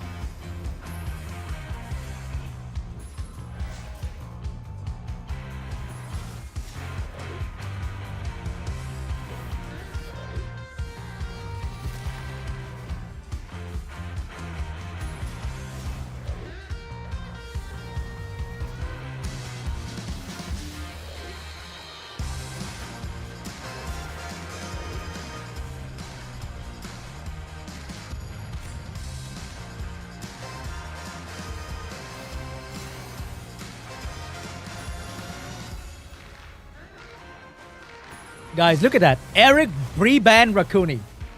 ERIC saw the future. He looked into the future. He used a time stone. He saw Rakuni in the third match. He had to pre-ban it in the second match, but that was not enough. If he could pre-ban the Rakuni, he probably could have pre-banned Rakuni again.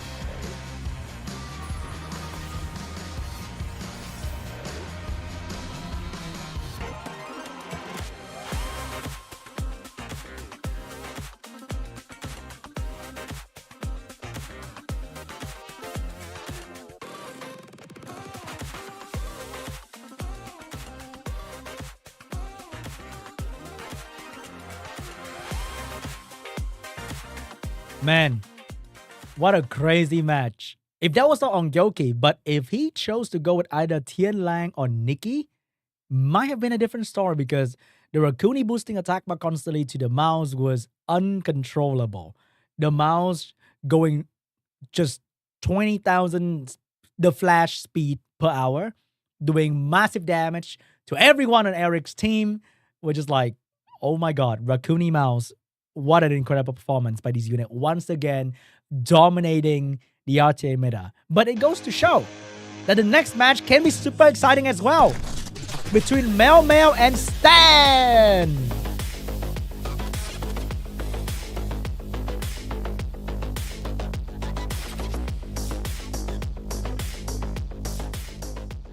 Take a look at that. Who would have thought? Another Gianna Ongyoki gamer. Man, I wish I have these units. But hey, these most picked units, from my experience, are meaningless, okay? They be picking something wildly different in SWC.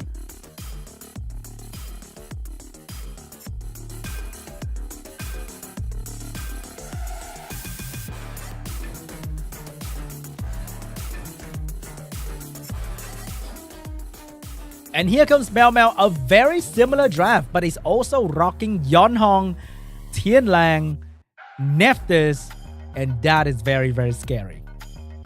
Oh, he was only ranked 477 in the last season. Wait, that was season 24.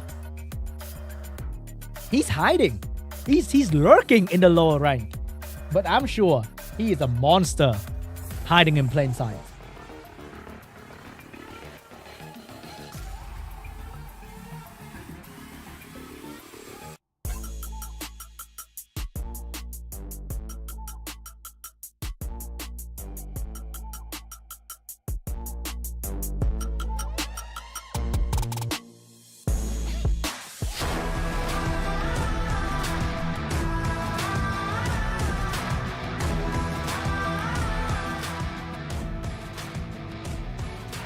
First round between Stan and MEOWMEOW. The pre-ban is going to be between Wedjat and Nephthys. Look at that. Look at MEOWMEOW. His best rank is rank 9. Last season, he was just chilling. He was hiding. Okay? Let's see the first pick coming out from MEOWMEOW here. And will Stan beat this MEOWMEOW?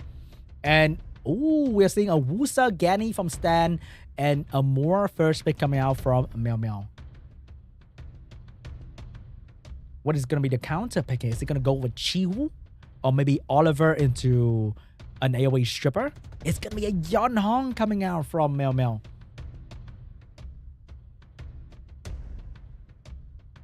But what's going to be the next pick? Is it going to be Oliver to get the speed lead? It is going to be Oliver to get the speed lead. So Stan, are you going to go for Chiwoo and maybe Ethna to deal with this? Or are you going to go for some crazy LD fight that I've never seen before? Potentially, you would see Chiu Hathor. But this is SWC, so you might have something different for us. Look at this. This guy best rank is rank 5. He is a pro gamer. And that's going to be a Hathor and a Jameer or Jamier coming out from Stan. Oh my god, Jamier skill, remember guys, his skill 3 can't be reset, just like Ganymede's skill 2 can't be reset. So Oliver is not looking good, but coming out from MEOWMEOW is gonna be the double robo strat. Aggressive strip and control coming out from MEOWMEOW here. And the last pick coming out from Stan is gonna be the Fire Peel Vanilla to deal with all these attack bar reduction. So that's gonna be, I think, the ban on the Fire Peel Vanilla and potentially a ban on the Dark or the Wind Robo. Man, all these attack bar reductions is gonna be crazy coming out from MEOWMEOW. It's gonna be the Wind Robo because he has the stun, and Jamier can resist, cannot get reset but can still be stunned. And the Fire Cookie is gonna get banned because of her crazy passive. First turn on the Yeonhong. Who's she gonna go for here? She's gonna boost the attack bar of the Dark Robo, going for the big AoE strip and get the first Despair Stun on the Dragon. And he still have another AoE damage. Oh, gonna save it for later. Damage coming out from the Yeonhong here. Who's it going to be on? But he needs to get more stun because Gany Hathor can go absolutely crazy with their skill. Another stun, but only on the Wusa here. Here comes the Oliver with the skill 3. But Jamier, one Violent Proc can change the flow of the match pretty much immediately. Oh my god! He gets the Violent Proc and the Wusa will get the shield up, and again he will get the skill 3 as well. And is that GG? That might have been GG. If I'm MEOWMEOW, I'll be just quitting right now. But hey, you never know. This is SWC, baby. The flow of the match can change in any second. But I'm not exactly sure about any flow changing against Gany Hathor. This is one of the oldest trick in the book, but I would say one of the most effective trick in the book. Because 2-turn sleep, you cannot Violent Proc out of 2-turn sleep. And Stan will stand strong in the first game. GG. Wow. Jamier, one Violent Proc and it's done. And it is done.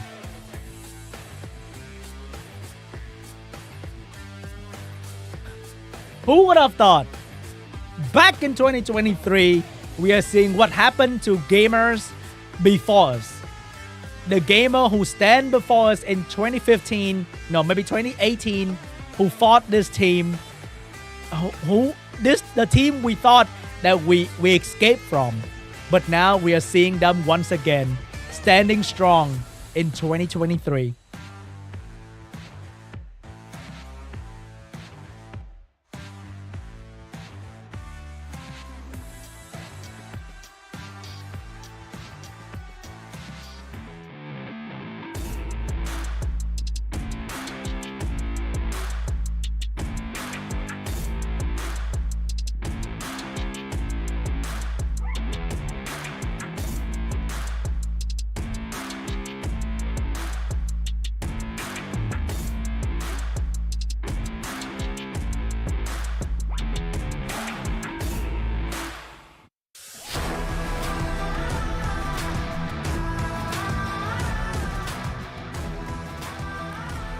Round 2 between Stan and MEOWMEOW. It seems that today whoever brings any sort of cat is not having good RNG.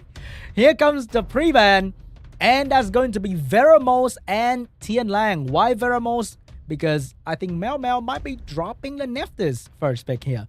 So what is Stan going to do? Is he going to go with a Ganny first pick to guarantee his combo? He's going to go for the Wedgeat first pick, the new boy in the LD5 club, who is rampaging in all the high rank. But MEOWMEOW answer for the Genny Hato will be an early Juno pick and a Shizuka as well. Stan's gonna go for the Cigar to counter the Shizuka and the good old Rakuni, because why not? Rakuni fit in every draft and any draft. It's like adding scallion in Chinese cooking, okay? Every dish, we have scallion. It's just like adding Rakuni in there. It's gonna be great. Don't worry about it.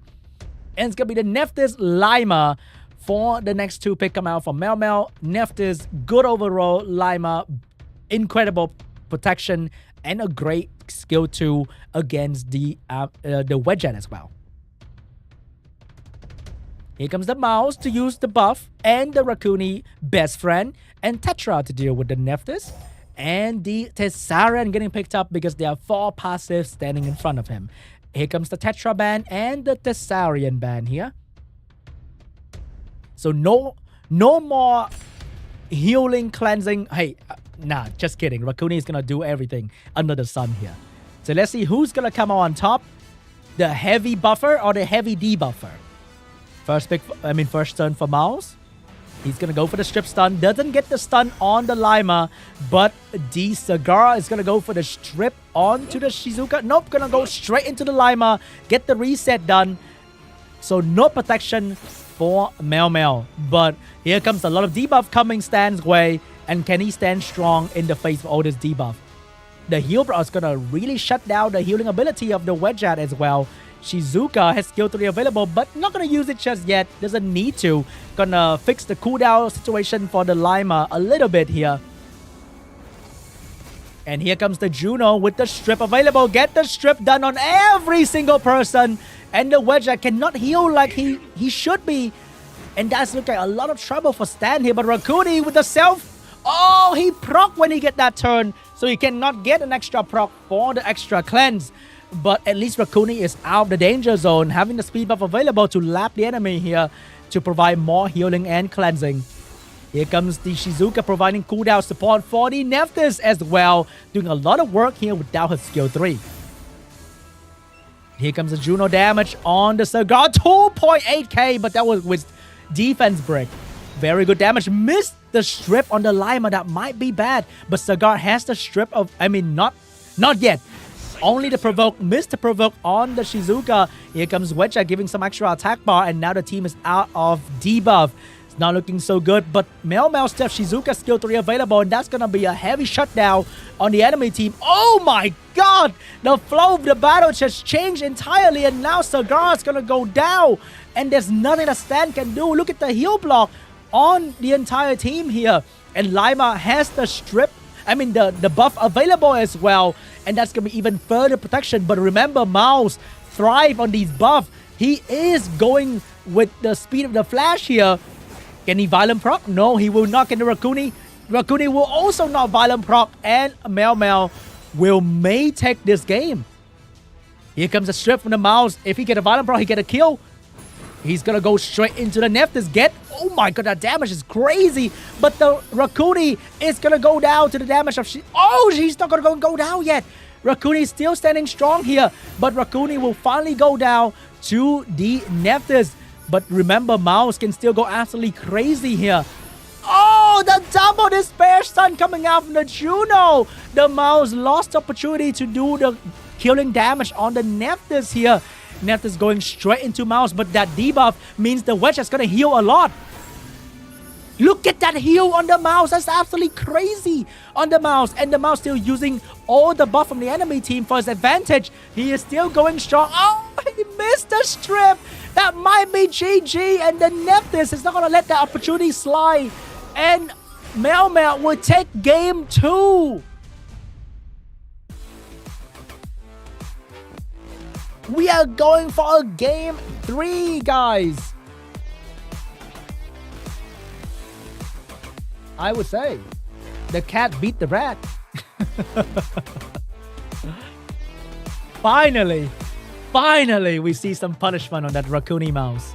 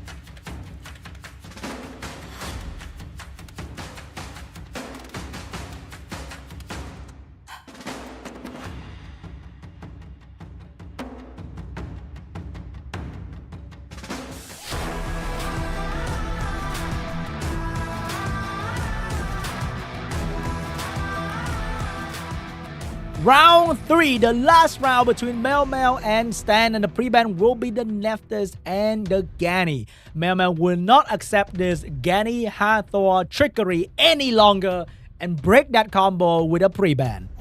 First pick for MEOWMEOW will be Oliver, taking the first turn advantage here from Stan. So without Ganny Hathor combo, Stan has the Wedgeat combo. So we're going to see Chiwoo first pick and Keaton dashing. He's switching up entirely. But MEOWMEOW has the Yeonhong for the first turn competition here. And that's going to be the Moore second pick for the speed lead. So Stan, are you going to go for a Wedgeat Etna potentially for the turn 1 competition? Or what is your answer for this turn 1 here? We shall raise with the Wedgeat and the Cigar as well. And that's going to be a Dark Robo for MEOWMEOW and potentially a high base speed. And that's going to be Zibala for the last pick here. Very aggressive draft from 2 players. This game might end in a quick minute. Stan last pick. What is it going to be? No fire unit inside. Ethna draft last pick maybe.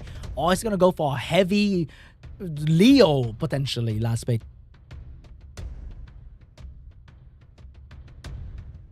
It's gonna be a healer for Stan.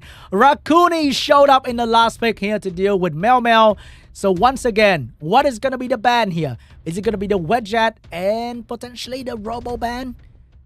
Because Robo attack power reduction is absolutely crazy for Stan to deal with. Or maybe Oliver ban. It's gonna be Oliver and Rakuni ban, 2 of the most popular unit in RTA. And both rocking 24% leader, but is that monkey on Swift?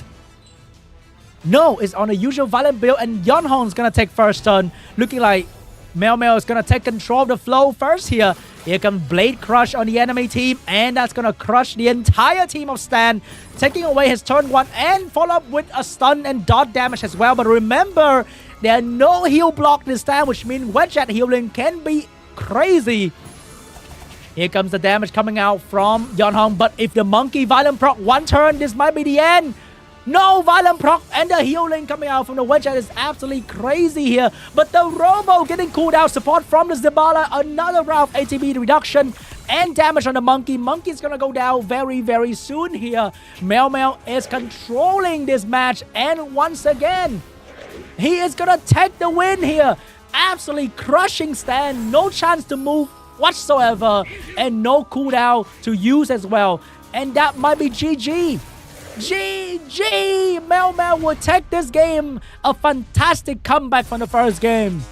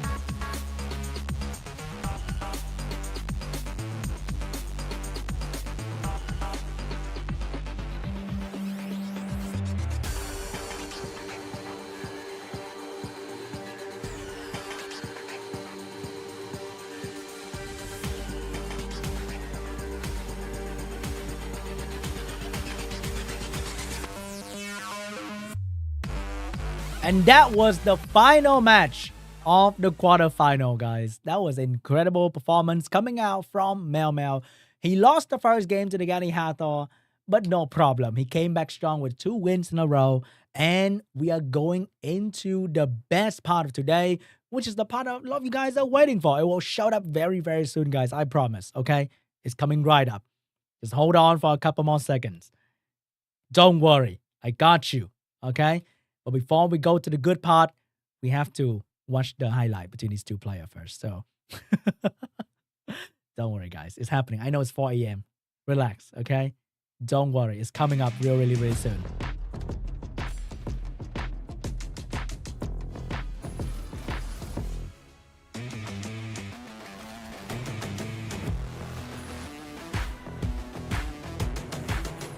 Man, look at that Jemiah Violent Proc. Instantly.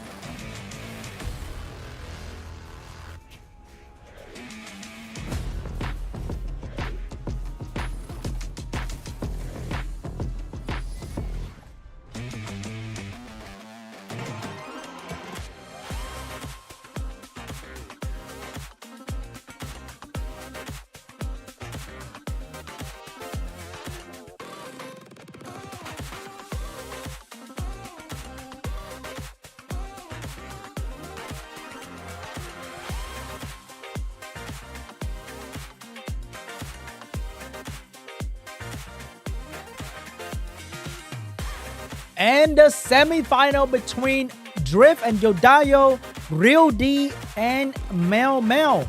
Let's see who's gonna go to the final of the winners bracket today. Very, very soon. Man, I'm excited.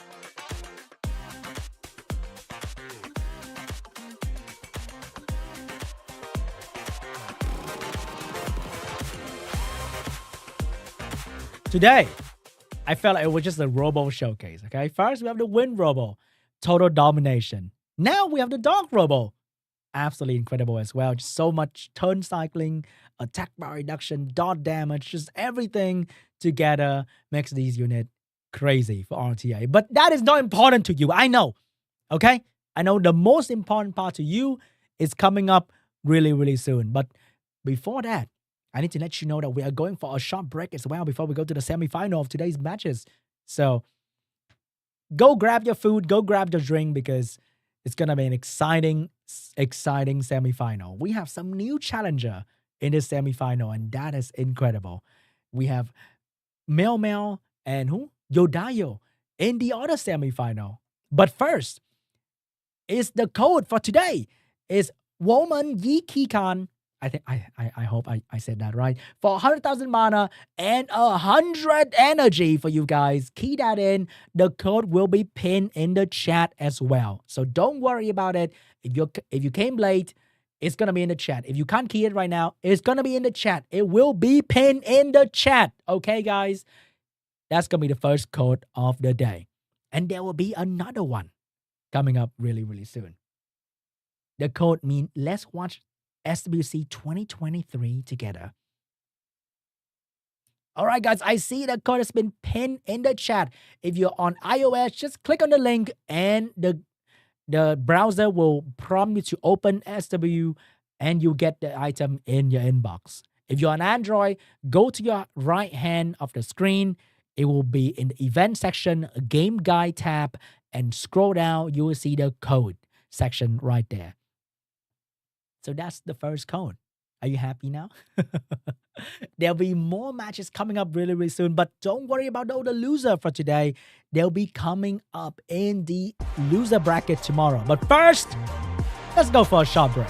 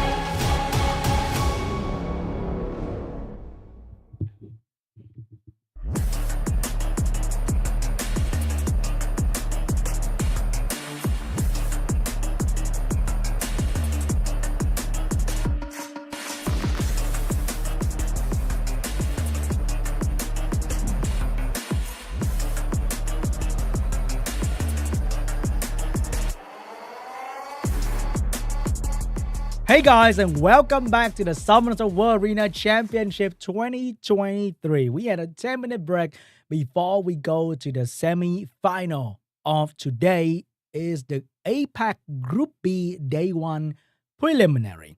So we finished the quarterfinal. 4 players had to say goodbye to the first day, but they will come back on the second day tomorrow. So you better be here tomorrow, okay? You better be here tomorrow for the loser bracket. But today, we will now have 4 players left in the semi-final. Let's see who is going to be in the final of the Group B Day 1 prelim. Would it be the new challenger Drift, or would it be one of the veteran YODAYO, MEOWMEOW, and wait, REAL.D. Yes, REAL.D. See, I remember. So I'm so excited for the upcoming matches because it's going to be so exciting. I think REAL.D is a new challenger as well. So we have 2 new challengers and 2 veteran. Will it be a final between veteran or the new challengers? I can't wait to find out. It's going to be super exciting, and don't worry because it's about to start right now. Drift, the new challenger. He 2-0 Mr. Chung, guys. 2-0. Wow.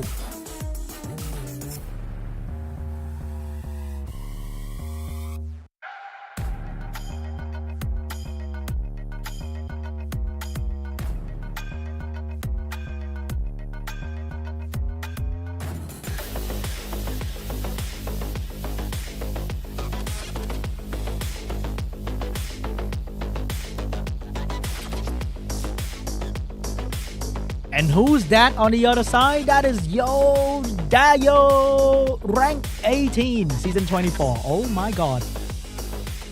One of the strongest player in this entire tournament, hands down.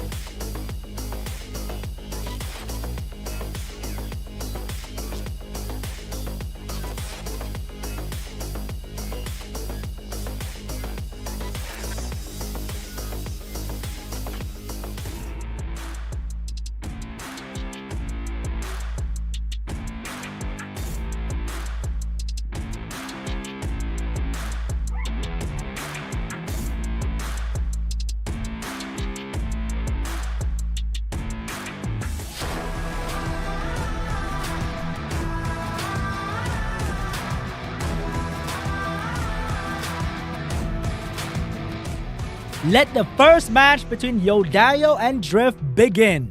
What is going to be the pre-ban here? Is it one of the LD Nat 5 or is it going to be a respect Raccoony ban? There can always be a Raccoony ban. But usually you will see their favorite LD Nat 5 getting pre-ban here.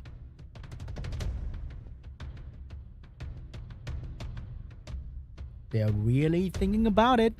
There's so many different options nowadays. Like, we have seen Mao's pre-ban in auto region because of how ridiculous that unit can be with good RNG.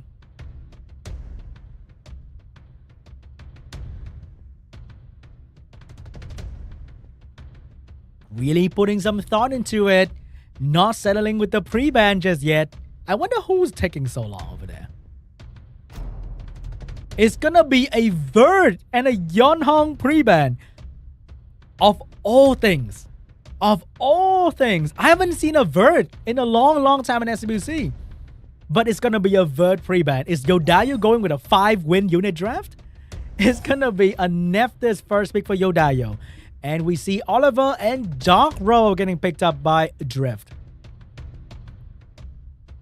He's thinking about it. He might switch to a Hey Gang. He might switch to a Hey Gang. Is he locking in that Dark Robo? That is not a high base speed unit, usually on Despair, which means YODAYO can really control that well if he wants to. And that's going to be the Dark Robo Oliver first pick for Drift. YODAYO, I think, will take another speed lead here. No, it's actually going to settle with a LUSIR, the fire pudding cookie thing that can really shut down attack by reduction team with her passive. And a Laura for the strip as well. Oh, YODAYO is going to go for that mid-range draft here. Not going purely turn 2 or turn 1, but going somewhere in between. He still can switch to turn 1 here if he wants to, or go heavy turn 2 if he wants to. That's gonna be a Zibala getting picked up for Drift. Looking like he's gonna go for that turn 1 potentially. But he need another stripper. And he's picking a Triton.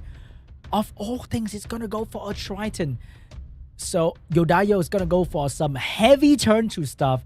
And that's gonna be Rakuni and the Juno for the last pick here. So what is Drift gonna do? He can only ban one of the fire unit, and one of them can already disrupt his entire plan so heavily. And last pick for Drift is going to be the... He has to go with something like a Tayor or a Virat here. And the Tayor getting picked up. That is going to be a Tayor ban for sure for YODAYO. Which one is Drift going to take out? Is it going to be the LUSIR, the Juno, or the Rakuni? They are equally annoying for his team.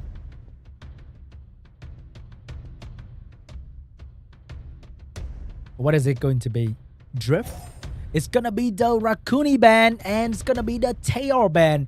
YODAYO with LUSIR and Juno. How can Drift control them? I know the Dark Robo has a lot of attack power reduction, but there's a limit to that. But we never know. The Zibala combo with Dark Robo can be quite destructive. Triton going first with a strip. Gonna go for the strip. Get the strip done. Get the pushback as well. Magical time for the freeze and the cooldown increasing. Missed 2 unit. Oh, that is not looking too good. But the Robo is gonna take care of them with the Despair stun here. Also take away the speed buff from the Juno. Here comes the Oliver trying to control the cooldown. Get the crucial Violent proc. 2 unit now on cooldown. Even if they Violent proc out, they can't really do anything. But the problem is going to be the Juno. The Juno with the damage and the Violent proc coming out from the Nefty as well. Everything will be on this Dark Robo. Here comes the AoE coming from the Triton. 2 counter from YODAYO. Juno is moving very, very soon here. And the only one that can stop that is going to be the Dark Robo. Here comes Dark Robo going for another round of AoE attack power reduction. Doing some good damage and stunning the LUSIR as well. Even this Oliver is trying his best to control the Juno. Robo can't be using skill 3 because that will give... No, he's gonna go for it. But that's gonna give the Juno a lot of healing and a speed buff as well. Was that a good move coming out from Drift? Because all his damage was fixed by one simple Juno turn. And right now he's going straight into the Laura. Because Laura has the potential to proc out of everything. And the Nephthys has skill 2 available. And she will be using it very, very soon. The Robo is gonna go down to this Juno damage as well. And this Laura is still standing strong after so many turns coming out from Drift. This Oliver needs to control the Nephthys because she has skill 2 available. He can do it. He will increase the cooldown of the Nephthys and steal some of her attack bar. But this Laura is going to take down Robo. It's over. The Robo is the only winning factor for Drift because without attack bar reduction, Drift cannot control this Juno. Here comes Magical Tam, controlling the entire enemy team, not putting the freeze on the Juno. That is very important because Juno, without a speed buff, is not doing a whole lot of damage. But maybe I'm just joking. Maybe this Juno is going to do so much and is still doing so much damage on the Oliver. Zibala, no more Robo to boost. Will have to boost himself. Try to get that skill 3 back. But this, oh my god, this Triton is doing more harm than good every time he tries to AoE on the enemy. This Juno, the moment he takes down Oliver, there's no more attack power reduction left for Drift. Here comes the damage. That is a lot of damage on this Oliver. Will he go for the skill 3? Because that's going to boost the Juno so much and also provide healing for YODAYO. He can't be going for skill 3 here. He is going for skill 3 here. He is going to get the freeze, but he will give Juno some healing. The Oliver get the attack power reduction, but that is not enough because the LUSIR passive really shut down this Oliver attack power reduction. And right now the Juno is under a little bit of trouble here, but the attack break debuff will shut down the damage. No, he's going to boost himself and do a lot of damage on the Juno. The Juno is going to go down soon, but not without taking Oliver. No, going to ignore Oliver, trying to stun the Triton. The Nephthys get the Violent proc. Will silence the Zibala. LUSIR is going to take down the Oliver and healed up the Juno. Can this Zibala take down a Juno here? Drift lost the Triton as well, and GG, the Nephthys finally dropped her skill too. And there's nothing that Zibala can do. YODAYO will take game 1.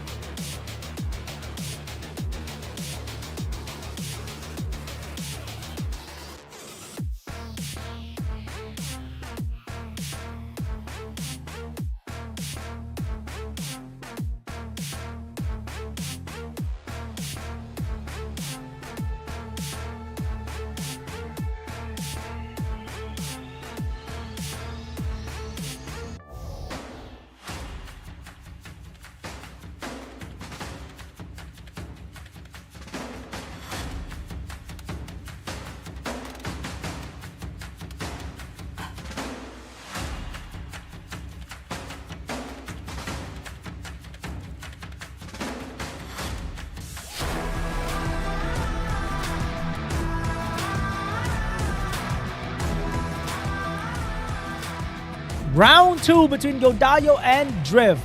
What is going to be the pre-ban this time? Last time, I think Drift made a mistake not focusing on the Juno early and let the Juno stay into the end game, and that didn't do well for him. This time, it's going to be the Zibala and the Laura ban. 2 extremely high base speed unit, very impactful in almost any draft, is getting pre-ban. And first, going to be the Nephthys getting picked up by Drift. Ooh, stealing the Nephthys away from YODAYO and locking that draft in, which means YODAYO can actually gonna go for the Oliver first pick into potentially a Hey Gang. But hey, he has so many ways. He can go Gani Hathor now if he wants to as well. What is he gonna go for? It's gonna go for a Chiwu Gani. We might be seeing a Gani Hathor here. So Drift, you don't have Zibala to contest turn 1. What is your option? Will you go for an Ethna and more? Or will you go with a Rakuni and maybe a turn 2 draft? He's going to go for a Heigang to counter the Chiwu here. Potentially still going to go for a turn 1 pick for the 3rd pick. And that's going to be the Dark Robo. He's still going to go for an aggressive draft here for his team. We're still seeing Strip into control coming out from Drift. YODAYO can potentially go for a Wusa Hathor here if he wants to and ban out the Heigang.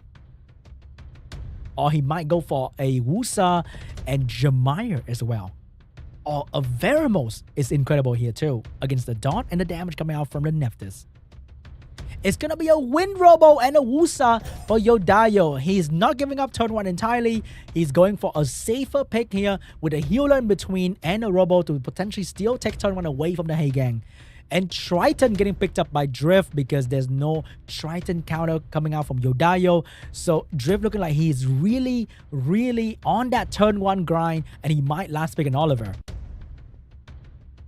No, it's actually going to go for a Fire Monkey King Meiho1 last pick here for the damage and potentially counter the Wind Robo. So YODAYO, will you go for a speed lead here to get turn 1? Or will you go for a healer to potentially out-sustain the draft from Drift? Will YODAYO go for aggressive turn 1 with an Ethna maybe? What is he banning? He could be banning the Nephthys and go for a strong control. Oh! That's going to be a kinky last pick here. Very, very strong unit. Can really out-sustain the enemy and be the endgame position for YODAYO. So he's going to ban out potentially the Nephthys or the Heigang here to keep his kinky strong. I think he's going to ban out the Nephthys and use the Robo to control the Heigang potentially.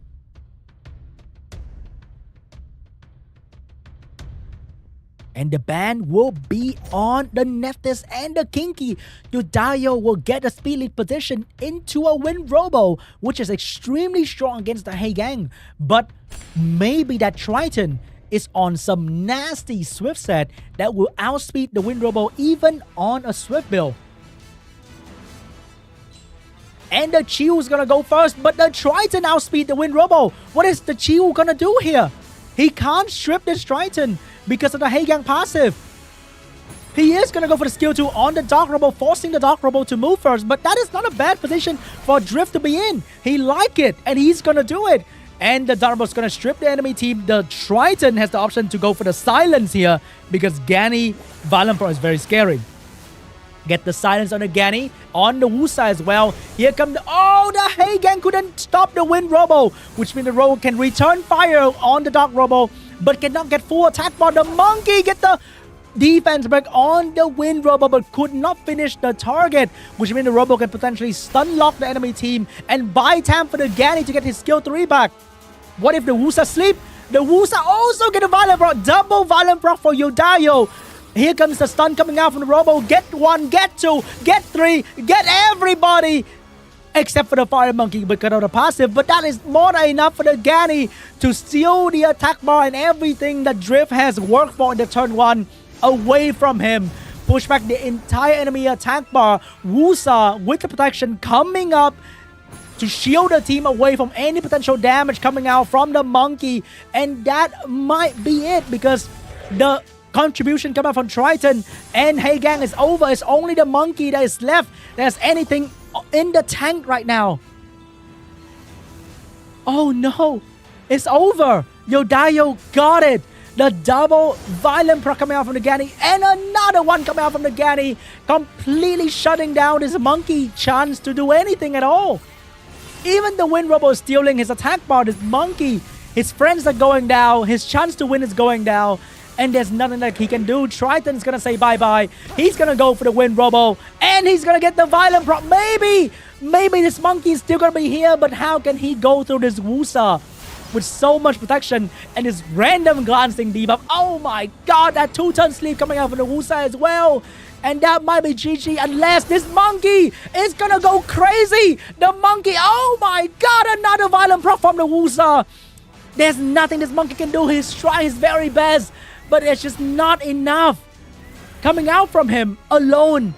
Outnumber, out damage, out heal, and out of chance to win. GG, YODAYO will take this game too as well. GG.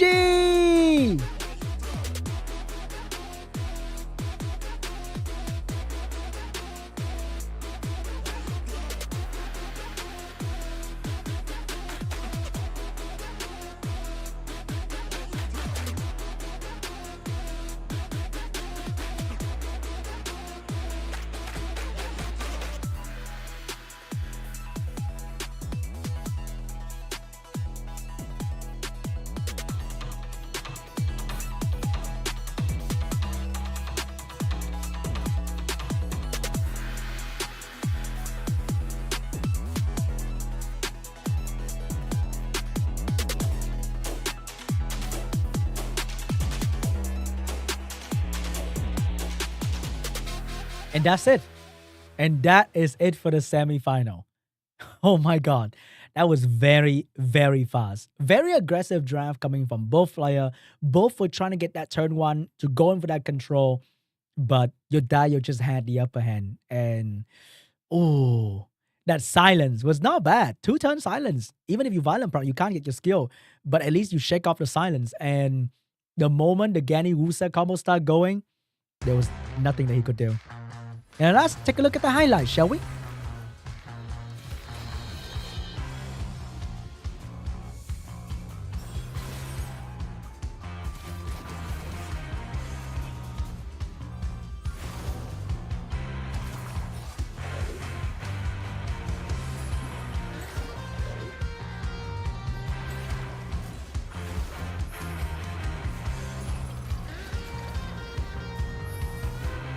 Man, if he focused on the Juno early, maybe he could have had this game.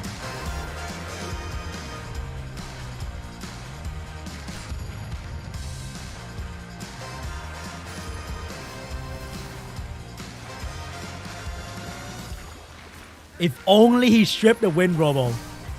If only. Oh my god.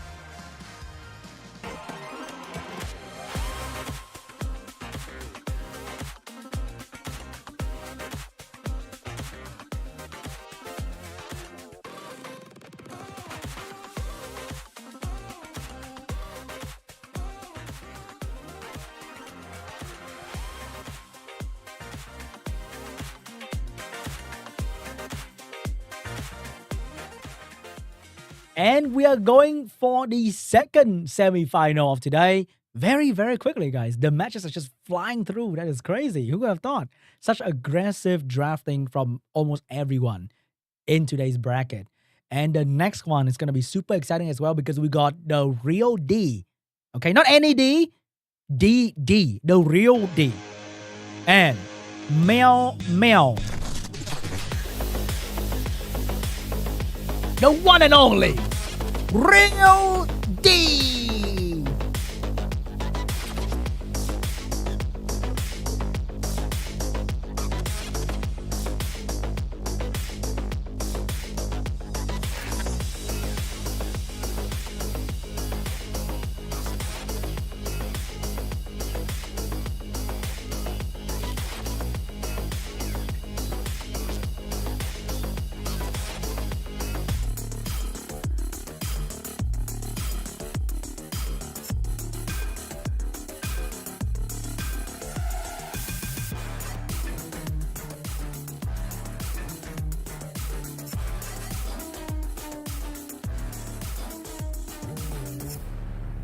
Not gonna lie, I did vote for MEOWMEOW. Let me check my prediction real quick, guys. Let me see who I actually vote for here. Oh man. But my heart goes to REAL.D though, not gonna lie. My heart goes out to REAL.D. Oh wait, no! My prediction are all out. I voted for Mr. Chung and ERIC.B. Oh my god. They're gone, guys. They're gone. I mean, they still have tomorrow.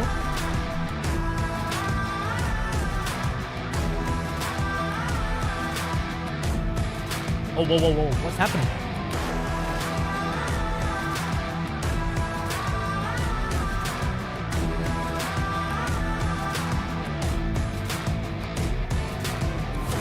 Guys, I swear that was not my fault, okay?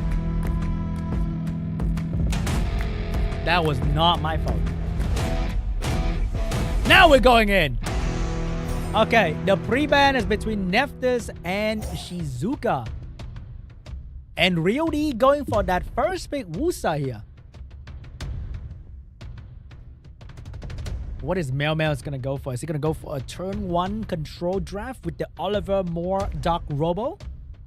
But that will means REAL.D is gonna go for that Leo Ragdoll, which is very, very scary.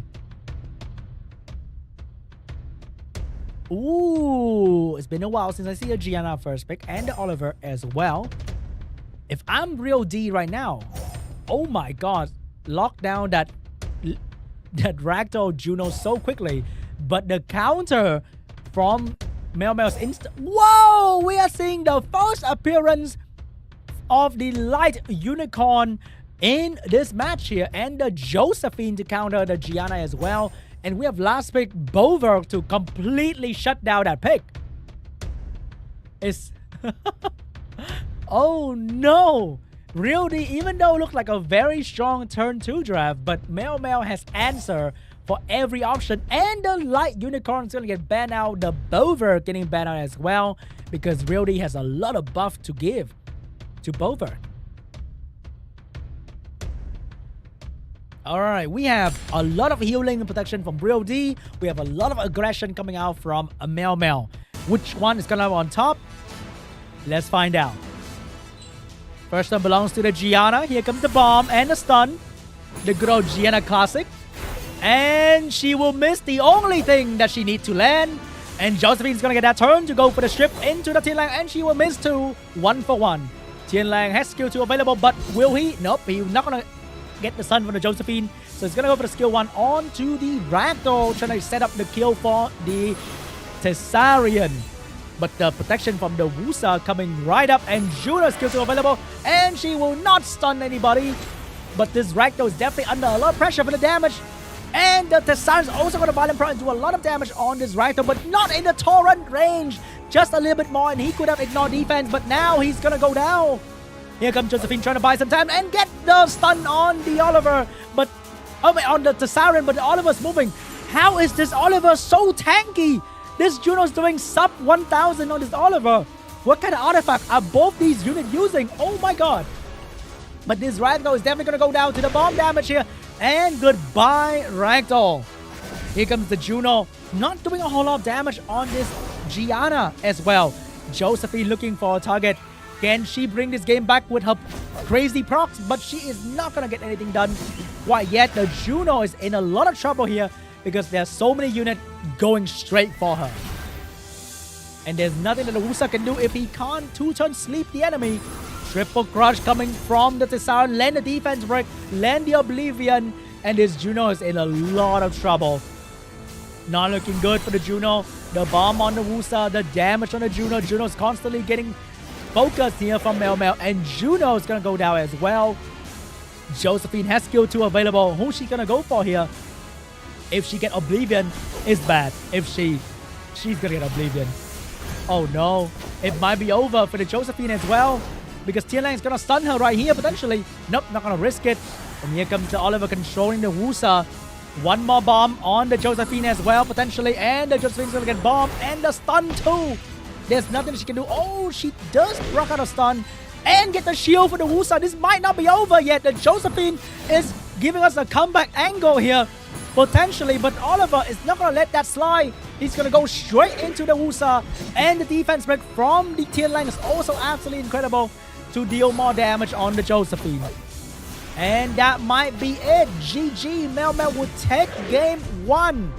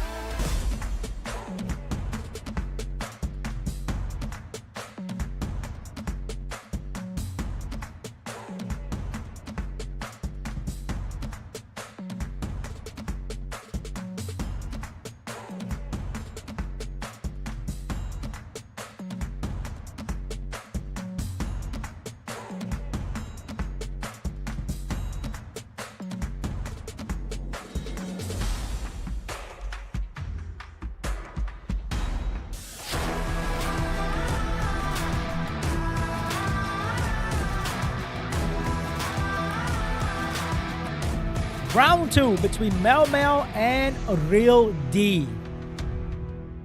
Let's see what's going to be the pre-ban here. It's not looking good for REAL.D last game because MEOWMEOW seems to have every answer for his Ragdoll. Oh, that is a wasted pre-ban because you pre-ban that Tetra potentially for the Gianna, but then Gianna's getting pre-ban anyway. But MEOWMEOW might be going for a Nephthys position first pick here. Nope, gonna go for Shizuka first. for the first pick. Ooh, Shizuka first pick. You don't see that often in SWC. REAL.D gonna go for his good old trusty Ragdoll, knowing that the Tian Lang is coming up, but MEOWMEOW's gonna go for the Juno as well to counter the Wusa, potentially taking away the counter for the Shizuka. What is gonna be the answer for the Tian Lang? Maybe Mouse Rakuni and banning out the Tian Lang? Might not be a bad idea. Or maybe Riley Kinky. It's gonna be something that America bracket was doing. What is REAL.D gonna do? He's gonna go for the Josephine, and oh, I like this one. It's gonna be Mi Ying and Josephine getting picked up here from REAL.D. So it's gonna have that strip and also that damage. But that last two pick coming out from MEOWMEOW is incredibly strong. And that's gonna be Lima and Nephthys. He has everything he needs to control and protect his entire team. Last pick coming out from REAL.D. Will you utilize the enemy buff for your own advantage? Will you pick up maybe... Oh, it's gonna be a Rakuni coming out from REAL.D. But what's gonna be the ban here? Are you taking away the Nephthys? You're gonna take away the Lima here. So, MEOWMEOW has the potential to strip into a Nephthys, into Tian Lang damage. And that is a lot to try and heal from. That is a lot of work coming out from MEOWMEOW's team. Here we go, guys. First time for the Wusa. Maybe he's gonna put up the shield, but that's gonna be stripped. We all know that. But looking at it, the speed tuning position, the Juno's not moving in front of the Nephthys yet. But this Tian Lang might be providing the strip that he needs. Not gonna go for it because we all know Tian Lang's strip is not that good. So he's gonna save it for later. Shizuka gonna drop the shield because he doesn't want to get defense broken. The Juno gets the work done. Strip most of the important target, but this Nephthys is in a lot of trouble if that defense break land, but it didn't. So the Nephthys is gonna still be here with us.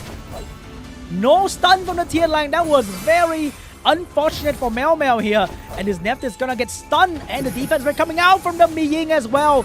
This is not looking good for the Nephthys whatsoever because the Ragdoll is coming right up. Even with soul protection, she might just die twice, and there's nothing to stop that. Unless this Juno do something about it. No stun coming out from the Juno. Tian Lang trying to stop this Ragdoll, but no. This Nephthys in a lot of trouble. But maybe REAL.D is going to switch the target to somebody else. And that's going to be the Shizuka. More protection coming out from the REAL.D.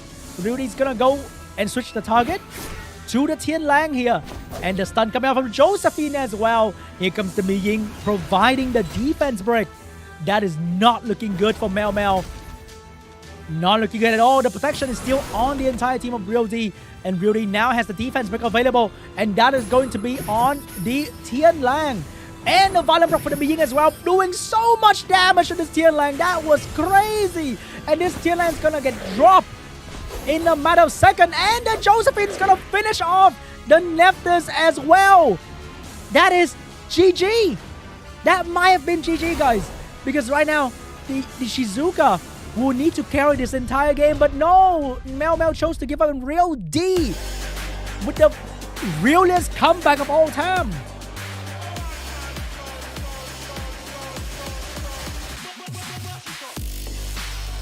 The will of these shall not perish. We might see him in the final, guys. The new challenger. The One Piece is real.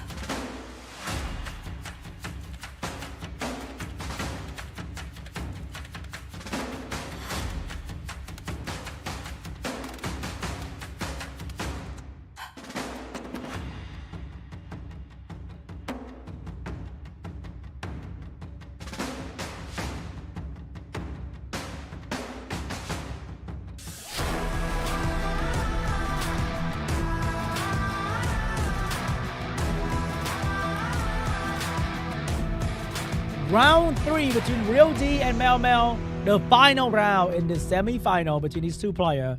And what is going to be the pre-ban?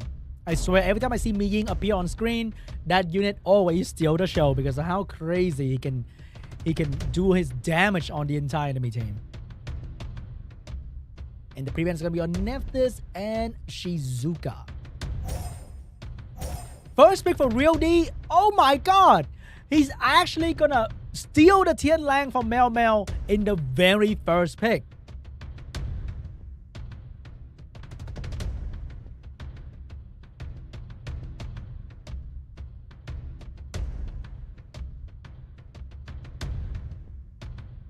And the answer to that will be the Wusa and Gianna for MEOWMEOW. Pretty standard protection and strip first pick here, but REAL.D has the Josephine to counter this very effectively. Will he go for it? He might be going for a Josephine, guys, and that's gonna be crazy. He's gonna be going for a Juno. It's like they are switching draft from last game. So that's gonna be the Juno, maybe Josephine for him as well. And that's gonna be Josephine for REAL.D. Very annoying draft coming out from REAL.D here. What is MEOWMEOW gonna do? He needs to go for some of that healing action with maybe a mouse or Tessarian. Here comes the mouse getting picked up and some healing action from the Rakuni. So the answer to this, there's only one thing. Is that gonna be a Leo coming out from REAL.D? We may not see a Leo, or we may see a Leo. And that's going to be a Leo coming out from REAL.D as well. And the healer to make sure that Gianna will not be doing too much work on his team. But that healer is kind of countered by Gianna at the same time. So MEOWMEOW last pick is going to be the Fire Cassandra because he's planning to leave the Leo stay. So I think that might be a Fire Cassandra ban and potentially a Josephine ban. Or maybe a Juno ban. No, it's going to be a Leo and a Fire Cassandra ban. Both are banning the strong last pick from one another. REAL.D doesn't want to get that one shot on his face. And Leo is just way too strong against Mouse and Rakuni. Here comes the final match between MEOWMEOW and REAL.D. First turn for the Mouse. He's going straight into the Tian Lang. Oh, that revenge defense break is very, very bad. Because this Josephine can potentially do a lot of damage on that Mouse if she go for the quick violent prop. Here comes the first turn for the Josephine here. Is she gonna slap this Mouse out of existence? But remember guys, Mouse Rakuni is the nightmare fuel of every gamer in this game right now, including SWC contestants. Here comes the Wusa. The buff of Wusa can potentially turn into the dots, and that is not looking good. But at least the Tian Lang is heavily countered the Mouse Rakuni here. Taking away there. Oh my god, this Tian Lang with the AoE stun, and he got it down on 3 units. And here comes the Juno. Who's going to be the target? That's going to be the Mouse. But here comes the Wusa Violent Pro as well, providing the shield for the Mouse. And this is going to buff his damage by a lot. But the Josephine has a strip available and she's going to go for it. And she get it, but she missed the provoke. Very important. But no, the Mouse going to eat the damage anyway because he stunned the Tian Lang. Here comes the healing from Riley, keeping the Tian Lang alive and healthy. Bomb coming out from the Gianna. Landed on the Tian Lang. But remember, this Tian Lang is on revenge. Oh my god, another stun coming out from the Tian Lang here. Big strip from the Juno. Josephine with attack buff. That is not looking good for MEOWMEOW. But at least the defense break will go away. No defense break on the Mouse. But he will still eat this hate from the Josephine. Get provoked as well. Riley healing the Tian Lang. And when the bomb blow, that's going to be a shield from the Josephine once again with more damage coming from the Josephine. And the Gianna's going to get stunned too. Josephine get the revenge going on the Mouse. Get the Mouse stunned up as well. But this stun's going to get cleaned away by the Rakuni. Juno with attack buff. She is looking for a target. Which one is it going to be? That's going to be trying to stun the Wusa, but couldn't get it done. The Rakuni is getting defense broken by this Tian Lang on revenge build. More healing from the Riley. Defense break on the Mouse, but the Mouse going straight for the Tian Lang here.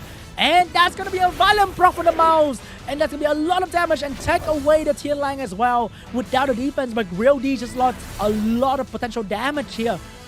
And without a Tian Lang, Rakuni Mouse back to his full power. Oh no! You don't want to fight Rakuni Mouse at full power? That is crazy! Here comes the violent proc heal coming out from the Rakuni. No, not quite yet. Just good old two-turn from Rakuni. Everyone back to full HP. Bomb from the Gianna, and that is not looking good for the Josephine. Because now nobody's gonna stop the damage from Mouse Rakuni anymore. And that is not looking good. Even damage from Wusa is gonna be quite crazy. Here comes the AoE from the Juno. Get the strip done, but only got one stun. Here comes the Josephine trying to keep this Mouse down, but how can she do any real damage without defense break? But this Mouse, he doesn't need any defense break. He's gonna ride on you and do so much damage instead. Look at that, Josephine barely hanging on dear life, but this Riley is gonna keep her alive. But here comes the bomb and AoE stun from the Gianna as well. Not gonna use it because Josephine passive is still here. Mouse not gonna move, just a Rakuni with the skill 2 available. Is he gonna go and boost himself? Gonna boost himself, get some quick healing. And the speed buff is gonna allow Rakuni to go even faster to provide even more healing and cleansing for the team. Stun on the Mouse, very good. Moving on to the Gianna, get another stun as well. But he needs some decisive damage moment here, but he cannot get it done. Both players are trying their hardest to stay alive while their main damage dealer trying their best to take down one enemy target. Oh, that is an accident sleep. Didn't want that to happen at all. And here comes the shield from the Josephine and the turn as well. And she's gonna go straight to the Gianna. Gianna, look at it, she's the real danger here. Even though Mouse Rakuni is in full effect, but this Juno Josephine plus Riley healing is not gonna go down easily. Mouse looking for a target, and that's gonna be Josephine, and he's gonna eat the punishment from Josephine. How dare you touch me? And that's gonna be a stun on the Mouse as well. Josephine is so effective here. She's doing all the damage, she's doing all the shield protection as well. And she's not gonna go down to the Mouse, but the speed buff, this might be the moment, no violent buff for the Mouse. The Josephine is still standing strong here, but the Mouse with the speed buff lapped the entire enemy team, and that's gonna be the end for the Josephine. Oh my god, he went, he ate, and he went again. There's nothing that you can stop. A Mouse Rakuni combo. Here comes the strip, but not gonna be it. Mouse is going once again, doing crazy damage on this Juno as well. Now the Wusa's gonna switch to the Juno to do more damage. Riley is trying to keep the team alive, but the more Riley buff, the more speed Mouse will get. And there's nothing that Juno can do. This Mouse going absolutely crazy. One more turn for Mouse, and he's gonna take down the Juno with the Wusa. GG once again. Mouse Rakuni on top. Crazy combo.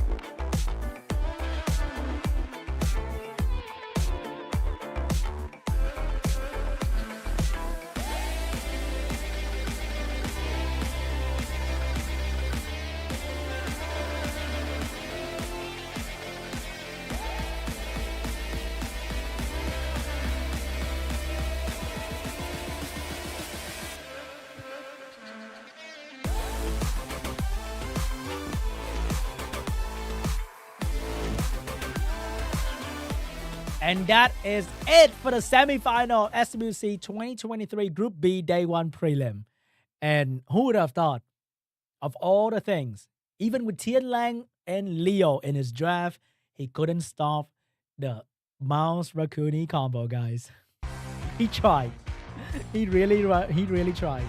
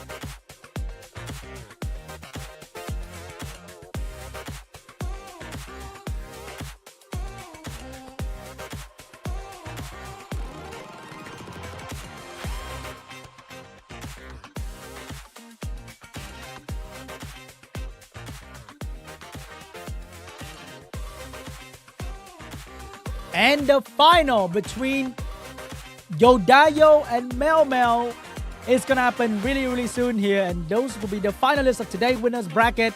Those who lost today will be in the loser bracket tomorrow, so don't worry, they're still here with us tomorrow. Okay, man, that was crazy, huh? Of all things, I mean, I kind of expected Mouse Rakuni, but I thought the top player would have figured out an answer for these unit. But we saw Mouse Rakuni in the quarterfinal, in the semifinal, and we might be seeing Mouse Rakuni in the final as well. Who would have thought the two most crazy units for today were not some crazy LD Nat 5, were not insane Oliver, more Chung Pung. It was just Mouse Rakuni. Who would have thought? You need raw damage, and you need a lot of healing, and everything else will fall into places. Oh my god. Wow. And guys, I'll be back with you guys after the break. We got the final and the coupon as well.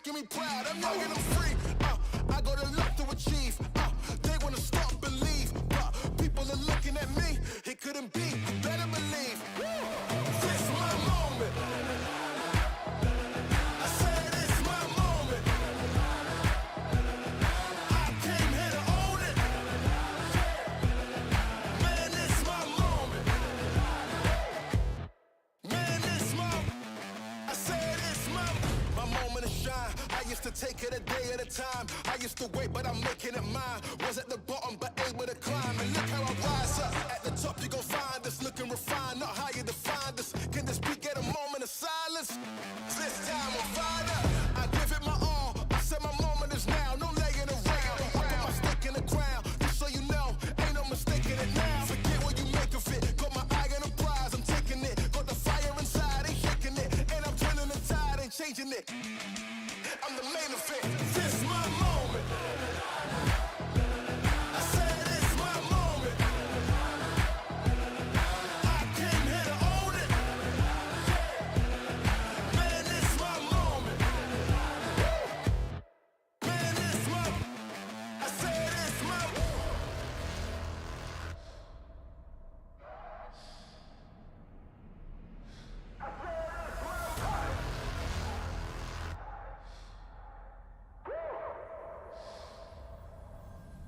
Yeah. How do I sound with it when I hit the ground? 100-mile finish. My moment now ain't no mouse in us. I'm on the prowl and my style fitted. My time, give me high fives. Get a picture of the wise guy. What's a wave to a high tide? Never stop when you my size. Man, it's my. I said it's my moment. I said it's my moment. I came here to own it. Man, it's my moment. Man, it's my. I said it's my moment.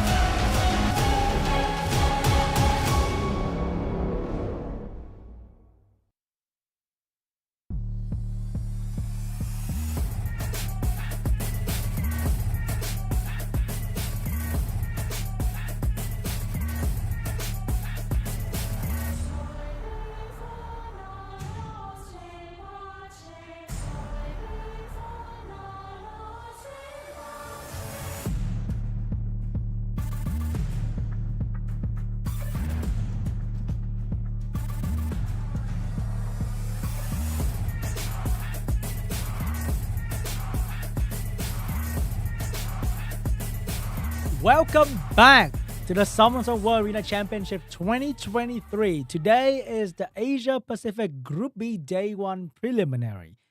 And this is the final between the two strongest players today who has won countless matches today to go to this final and try to get the first ticket to the APAC Regional Cup. That's going to happen down the line very, very soon as well. And today, we have two veteran players, two top rankers in World Arena. That's going to be MEOWMEOW and YODAYO. They are extremely strong, and they got all the different units you can think of available to them. So it's going to be a very, very exciting match. It's going to be best of 5. So it can either be a very fast 3-0 or the longest 5 matches we will ever see. I wonder what it's going to bring to the table, because I'm sure they meet one another in RTA all the time, seeing how high their rank is, which means they have battled one another many, many times before, which means they also know what each other have. So they're coming in prepared, ready for this crazy final that's about to happen. And also at the end of today's stream, there's going to be a final code for the day as well.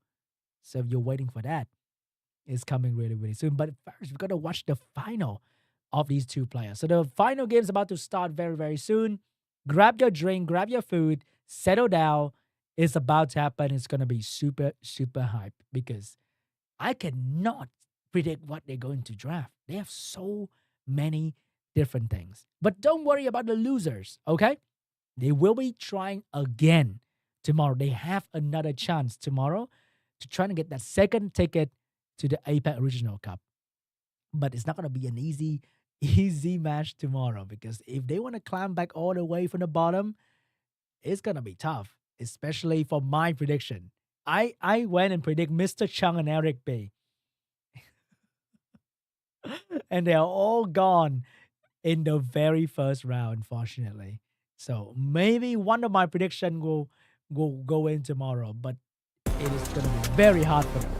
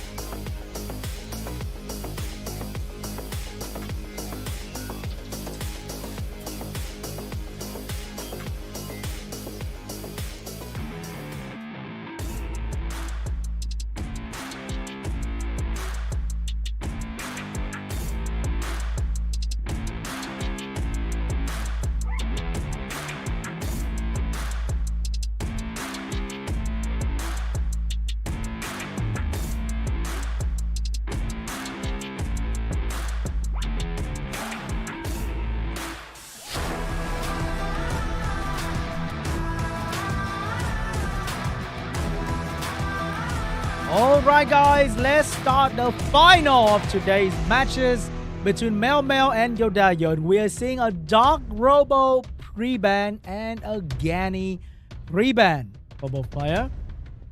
I guess nobody want to see Gani Hatha in the final. First pick for YODAYO. What is it going to be? It's going to be the Nephthys first pick. And in response, we have a very fast Oliver Gianna as well. YODAYO immediately counter the Gianna with the Hey Gang. And potentially, it's going to go for the LUSIR early pick as well to counter the Oliver. Which means both Oliver and Gianna might be staying in the draft here. So MEOWMEOW will have to come up with something new. I would say maybe Raccoony and Mouse are pretty good here. I mean, nobody really used them, so he might as well drop it down low with the Raccoony Mouse. And lastly for YODAYO, he needs 2 strong AoE monster and a Leo potentially. Maybe a Leo and a big AoE monster to deal with this. Or maybe, it's going to be a Laura for YODAYO as well with the turn 1 strip and the crazy follow-up. And what's going to be the last pick here? He's not going to go Leo because he liked that speed lead. He might be going for Virat? Nah, that's gonna be the Cigar getting last pick for YODAYO here. So he has the strip control. He might be banning a speed lead here. So what is MEOWMEOW gonna go in for the last pick? He also has the option to go for a Veramos here to completely shut down the provoke and the debuff coming out from the Nephthys.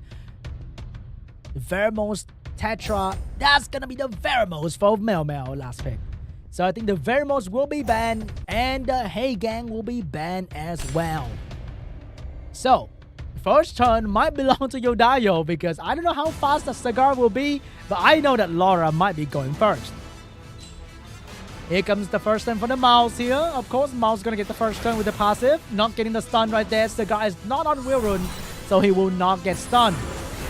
Here comes the... Ooh, that is not looking good with a double stun from Gianna, but the Cigar is gonna return fire with a quad provoke coming out from Cigar. Here comes the Laura. Have the skill 3 available. Is she gonna go for it? Or is she gonna go for the stun and it's slow? She's gonna go for the buff for the team because if you stun, you might not stun and the Rakuni might cleanse that as well. Cigar, eat the stun for the bomb. So much damage coming out from every one single target attack. Rakuni get a turn as well, but no Violent proc to provide extra turn for the team. Here comes the turn 2 from the Laura, and that's gonna be 2 stun on the enemy team here. Gianna has the bomb available. Will she land the bomb though? She will land the bomb on the Laura and keep doing damage on the Cigar, but Cigar has another round defense break on the enemy. And Mao's get a Violent proc, but with a slow debuff, he's not doing a whole lot of damage right there. And this Gianna looks like she's gonna go down very, very soon here. And here comes the Laura with the finishing move. And Gianna's gonna be out of the match. Cigar has skill 1 available. And he's gonna go for the provoke onto the Oliver Mouse. Can he finish off this Cigar here? He has to. He's gonna go straight to the Laura, trying to clear the Laura first. But Laura will have shield available from the LUSIR, so I don't think she's gonna go down just yet. Silence on the Rakuni. Shield coming out from LUSIR. And Laura will lose a little bit of HP, but the most important thing is she lost the turn. Cigar has skill 2 available, going straight into the Mouse. I love the voice acting from the Street Fighter collaboration. That is so cool. I wish more units have that. Here comes the Nephthys looking for a target, keeping the silence pressure on the Rakuni here. Here comes the... Oh, there's a Despair Oliver. His first Despair turn of the day, but Laura has the sleep available. Oh my god, Laura going absolutely crazy with the sleep and have skill 3 available instantly, providing buff for the team once again. Mouse going for the stun. Get the stun. Oliver has skill 3 available. And he's gonna go for the Nephthys. Doesn't get the Despair stun. LUSIR nerfing the attack power absorption as well. Laura has skill 2. And she's gonna get a slow debuff and a stun on the Oliver as well. This might be GG because there's nothing MEOWMEOW could do. This oppression from Laura and Nephthys way too much. And Cigar is gonna step on MEOWMEOW to take this win for YODAYO. GG.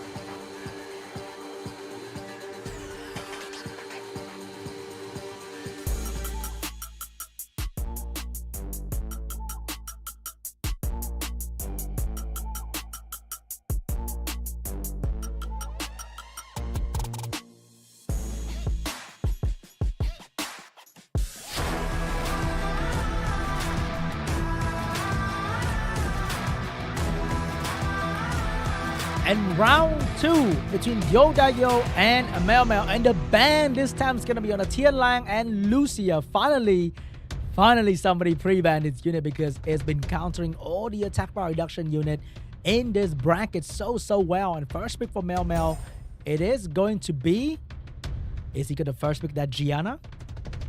Or is he going to switch up and go, oh, he's going to go for the Oliver. Remember that Oliver is on the spare rune, something that we haven't seen that often in Summoners or in general. YODAYO first pick. No more Tianlang this time. He's going to go for the Chiwoo and the Ganny here.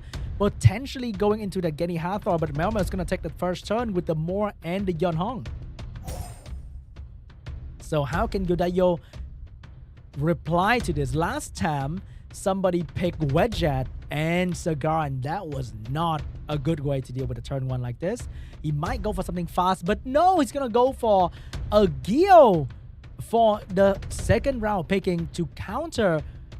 Oh my god, he's going heavy turn 2 with Gio and Rakuni here, provide healing and disruption for the team.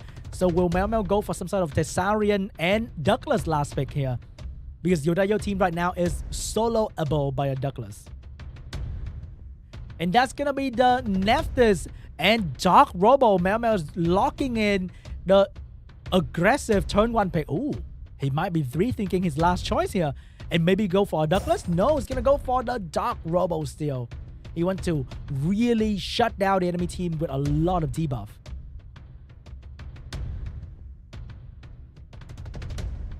Here comes YODAYO last pick. He's gonna go for a Juno, Veramos, many anti-debuff unit available for him. Potentially a Veramos. But that's a lot of attack power reduction for MEOWMEOW, so maybe Veramos is not a good idea. He's gonna go for a Verd. It might be on Triple Revenge. It should be on Triple Revenge, right? There are a lot of AoE skill coming out from MEOWMEOW, so a Triple Revenge Verd can be the worst thing to fight against. But one lucky Despair Stun and the Triple Revenge Verd will be meaningless. But the Verd is gonna get banned here. MEOWMEOW is taking no chances against this unit. So YODAYO is locking in a draft. On the surface, might not look like he has a lot of damage, but he's G3 top 100, which means he might have some crazy rune efficiency to allow all these support damage to do a lot of damage. And here comes the classic boost into the Dark Robo, going for the strip. Get the Despair Stun the Ganny, following up with more dot and Despair Stun on the Chiwoo as well. Here comes YODAYO with the Gio. Disruption, missed the thing on the Oliver. Could not get the Karma on, could not get the strip Despair Stun like how Gio should work. Get the strip defense break, but who's gonna follow up the damage? Nobody. And Oliver's gonna get the turn to do the skill 3 here without any punishment from the Karma. And it's gonna be on the Ganymede. Oliver's gonna get another chance to reset the cooldown of the Rakuni as well. Rakuni get a turn, but no boost into skill 2. And right now it's looking really bad for YODAYO, because MEOWMEOW is doing a lot of damage and his team. Rakuni is not healing enough. Ganny get a violent proc here, but he doesn't have the skill 3 to buy time for Rakuni. And there's no wonder he could reset as well. Gio get another turn, a chance to show her disruption power, but could not get any Despair Stun here. Oliver has skill 3 available, gonna do that on the Chiwoo so that he cannot go for the AoE glancing and attack power reduction. Gio will now go for the Yeonhong Despair Stun. Gonna go for the Robo, get the defense back, but no extra debuff here. Rakuni finally get a turn with the skill 2 available, and he is going for himself with the boost. Potentially boosting himself to get more healing for the team here, but he can only heal himself with some small extra heal. The Robo with the Karma, I think the MEOWMEOW is gonna pay the price immediately. He doesn't care about the Karma. He's going in with the skill, push back the enemy attack bar, and get more damage out on YODAYO's team. YODAYO, can you violent proc to get the skill 3 on the enemy? You will not. You will bring the Robo down, but there are 3 more damage dealer to go through. And here comes Gio looking for Karma. Finally get the Despair Stun on the Yeonhong. That is a very important Despair Stun right there. She needs to get another one. She doesn't get it on the Moore, and Moore can spin to do a lot of damage. Rakuni trying to keep a team alive here. Can this Rakuni bring it back? No, it's not enough. But Gio, look at the damage. Not bad on the Moore, doing decent damage right there. Ganny needs to get this turn to push back the enemy attack bar. Can he get it done? He will not get it done, and the Yeonhong has the heal available for the Moore gonna accept the karma punishment because she's healed back anyway. And skill 2 available to do damage. It's gonna hurt, and that's gonna be on the Gyo. And Gyo's out the field as well. Oliver has skill 3 available, but Rakuni is still here. This Ganymede cannot use skill 3 at all because of the constant reset coming out from the Oliver. Gany looking for the reset. Not gonna go for the glancing on the Moore, but it's just not doing enough damage. Here comes the Oliver looking for another reset. Rakuni is actually really keeping up this heal here, keeping the Gany alive and healthy, but it's just this Gany, he cannot use his skill 3 properly. Oliver finally missing a reset, but he has another chance, and he despair stunned this Rakuni out of nowhere. And this might be GG. Rakuni might be strong, but the rat will not solo 3 units.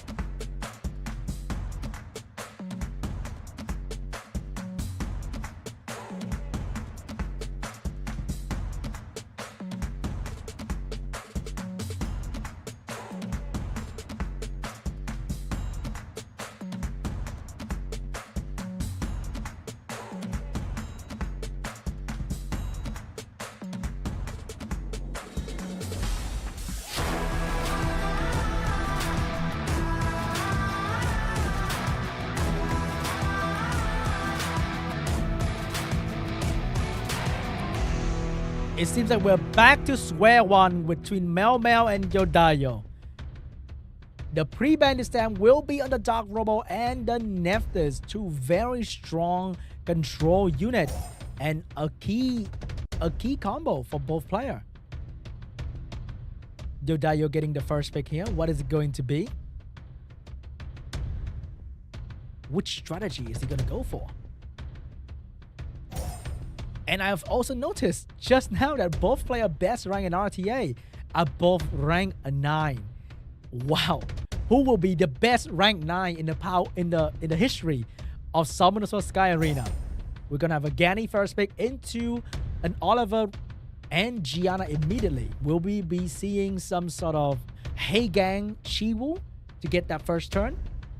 Or maybe a Jamire Wusa as well. Oh my god, YODAYO! YODAYO is gonna go for my recommendation with the Jamaya and the Wusa against this Oliver Gianna here. So we are seeing the good old turn 1 from MEOWMEOW once again with the Moore and potentially the Yunhong. But he might be going for a Wind Robo in this situation here. Looking like the Wind Robo is going to be better. Oh, he's going to go for the Chungpeng for extra cooldown reset. And here comes the Chiwu and the Hathor. YODAYO locking in that Chiwu Gany Hathor combo. And the Wind Robo showed up instantly. So I think it's going to be the Chiwu and potentially the Wind Robo ban here, because you can't proc out a stun that easily, but at least you know you won't be reset by the Chiwu, by the Gany and the Oliver. Here comes the Wind Robo and the Chiwu ban from both players. YODAYO, will he get that infamous proc from the Jamaya to save himself from all this cooldown reset? Here we go, guys. First turn from the Gianna, but that Jamaya, he's off wheel and he's cutting in between. He doesn't even need to go for it. Because the Gianna missed 2 stun. Oh no! Not looking for MEOWMEOW at all. Here comes the strip sleep to the Oliver. And the reset on the Oliver as well. Because after Changpeng take a turn, the Jemaya can cleanse the entire team and reset all their cooldown. No problem whatsoever. It is not looking good for MEOWMEOW with that first turn. He needs to stun this Jemaya with the Despair Oliver. Maybe he predicted, he saw this future happen and he needed a Despair stun from the Oliver. But no way! The Despair stun happened from the Mora. And there is going to be no cooldown reset. But again, he's going to be the backup reset on the Wusa. But the strip from the Changpeng is going to happen. Oliver with Despair stun, is he going to do it? He is going to Despair stun the Hato. Oh my god! Unbelievable! No way! That just happened. Jemaya is going to go down as well. This Gani is out of skill. This Wusa is out of shield. But he's not out of option yet. He can still go for the sleep. He couldn't get the sleep on the Chiara. Hato is not going to move anytime soon. No way. This is Spare Oliver. Actually worked so well in this particular situation here. And even though YODAYO with the perfect plan to counter the Gianna, he couldn't counter the Despair coming out from the mouse and from the Moore and the Oliver. And that might be GG. Another Despair stun coming out from the Oliver. I can't believe I'm saying that. Wow. Despair Oliver is gonna take this game home for MEOWMEOW. GG.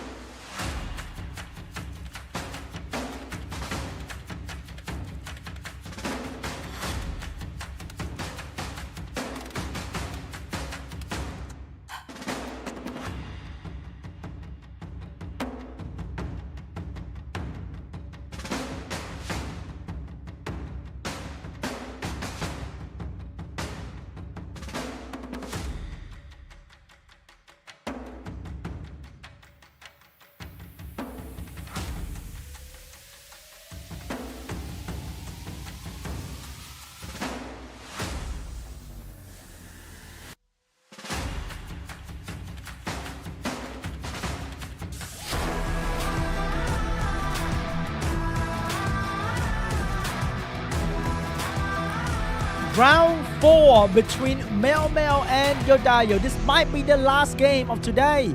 If MEOWMEOW takes the win, will we go to the game 5? Pre-ban will be between Tianlang and LUSIR. No passive healing and anti-attack reduction from you today, YODAYO. Because I'm first picking the Oliver. We see, oh, YODAYO literally stealing half of MEOWMEOW's draft with the Moore and the Yeonhong first pick. So MEOWMEOW is going to go for the Nephthys and potentially a Heigang in this position. But he might have a fast, super fast stripper ready for this situation right here. What is going to be the stripper of choice for MEOWMEOW? No, it's going to lock in the early Gani pick as well. Maybe he knows YODAYO doesn't have will on Moore and Yeonhong and he's going to go for a swift Gani to counter that. So what is YODAYO going to go? He's going to go for the Juno because they are to win. And also Juno is very good against the Nephthys. Maybe another fire potentially. But there are two potential water coming out from MEOWMEOW. And that's going to be a Tomoe coming out from YODAYO. But what is this Tomoe is going to benefit from, because you need some sort of crazy debuff going on as well. But maybe YODAYO sneak one stun, and that's going to be more than enough for the Tomoe to start going crazy. And that's going to be the Josephine to counter the Tomoe, and also the potential stun coming out from the Despair more. And the last pick is it's going to be a Belio coming out from MEOWMEOW to out-sustain this Fire Draft. So YODAYO has the option to go for the Laura last pick if he wants to. Can be decent here. But is he going to go for that? Or is he going to go for some strong win unit for the last pick? Maybe a Diana can be pretty funny to watch. It's going to be the Laura last pick from YODAYO, providing buff, debuff, everything under the sun for this team here. It's going to be a Belio ban. It's going to be a Juno ban here. YODAYO, will you get the first turn? And will you use that first turn to its full potential? He's going to get the first turn with the Yeonhong. And it's going to go straight into the Nephthys. Here comes Laura with the AoE strip into a Violent. No Violent coming out from the Laura. And Ganny's going to be able to reset the Moore. So no AoE damage coming out from this Moore debuff on the... Oh! The most important Despair Stun. But this Josephine's going to cut in between and take away the spread coming out from Tomoe. Oliver's getting a turn as well. He has skill 2 on the Laura. No extra Despair Stun this time. But this Tomoe is not going to be able to spread the debuff like how YODAYO planned. Here comes the Moore going for more damage on the Nephthys, but this Nephthys standing strong. How can he stop this Nephthys from going? Because the moment she dropped the debuff, it's not looking good. Extra Despair Stun on this Laura. Oh my god. Even if she proc out of it, she won't be able to do any skill whatsoever. Here comes 2 Despair Stun coming out from the Moore as well to buy some time for the Laura. This Nephthys definitely in a lot of trouble here. She might go for her skill 2, but that's going to be the last thing she do on this field. Is he going to drop it? He is going to drop it. And the Laura is going to Violent proc out of the stun. Finish off the Nephthys as well. Not looking good for MEOWMEOW here. Even though the debuff is on the enemy team, he cannot utilize them because 2 units are under Despair Stun. 3 units are under Despair Stun. Again, he's going to get a Violent proc here. But who is he going to reset? Going straight to the Moore with the skill 1, but not doing a whole lot of damage to Moe.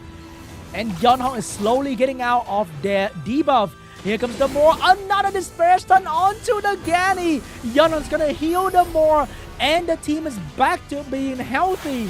And there's nothing that MEOWMEOW could do. So much damage on this Ganny as well. Here comes the Karma stripping the shield of the Oliver. Going for the AoE, praying for Despair Stun. Get the Despair Stun.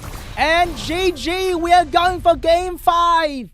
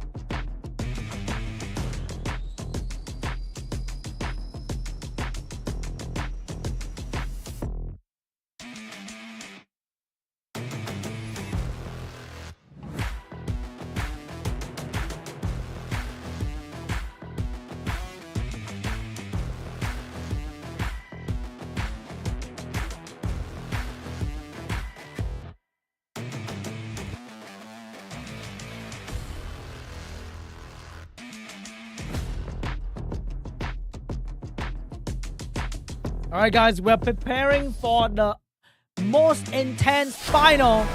It's about to happen. Going to Game 5, YODAYO and MEOWMEOW. Last game of today. Who's going to come out on top? Root for your favorite gamer. Pre-ban, what is it going to be? Maybe a different pre-ban this time? It is going to be the Dark Robo and the Nephthys once again. First pick for YODAYO. Is he going with the Chiwoo Gani Hathor? Or is he going to switch it up and steal the Oliver this time?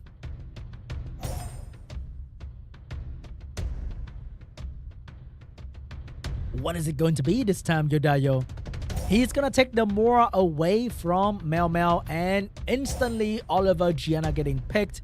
What is YODAYO going to do? Is he going to go for the Yeonhong outspeeding route once again? Or is he going to go for that Gyo Rakuni that he was trying out earlier?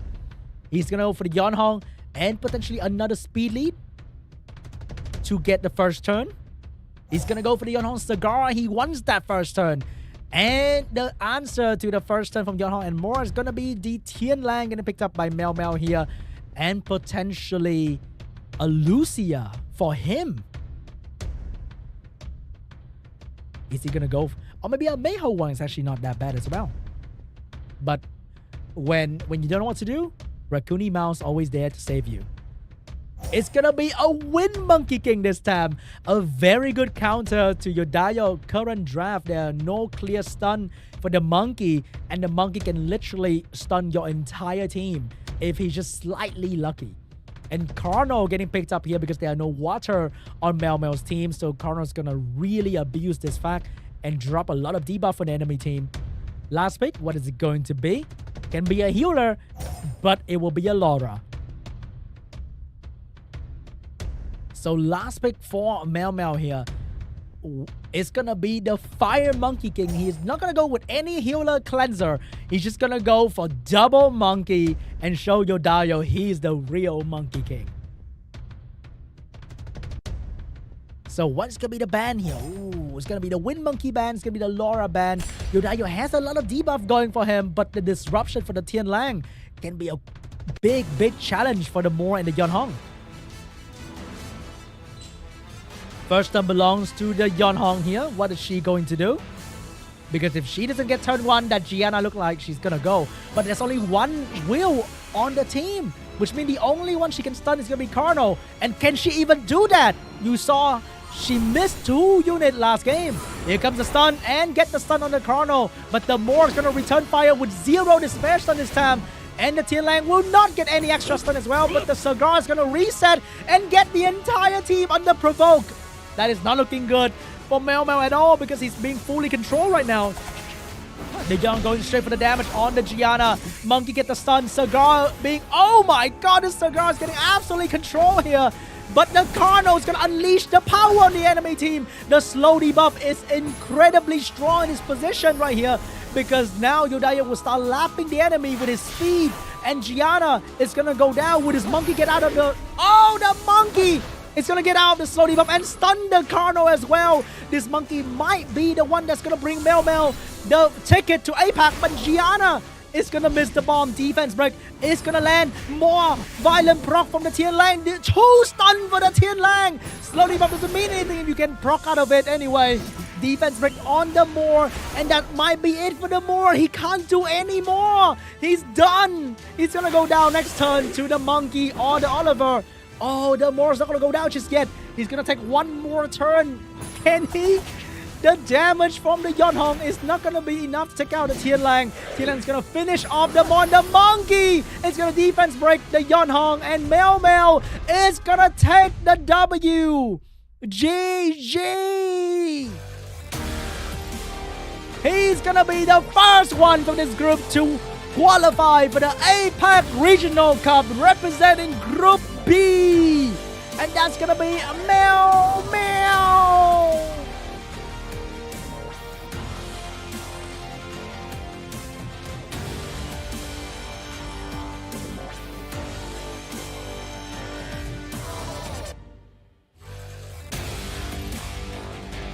Crazy final match right there, guys.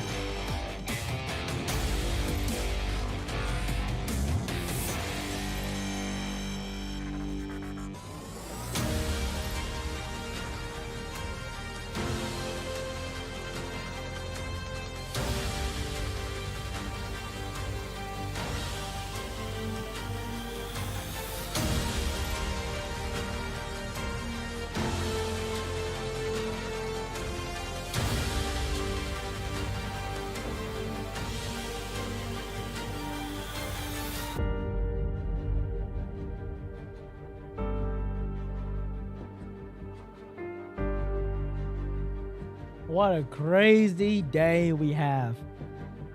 Look at him taking the ticket, moving on to the next round. The one and only MEOWMEOW with the intense 5-game final.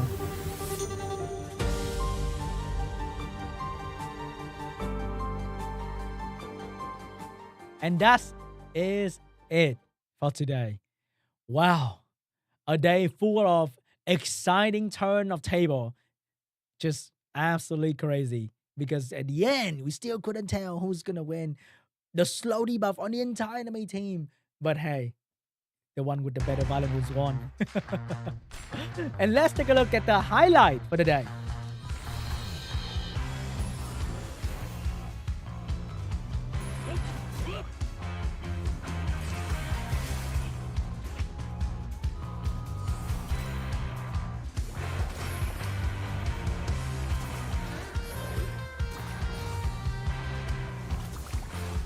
Oh my god, that sleep! That was brutal. That was brutal.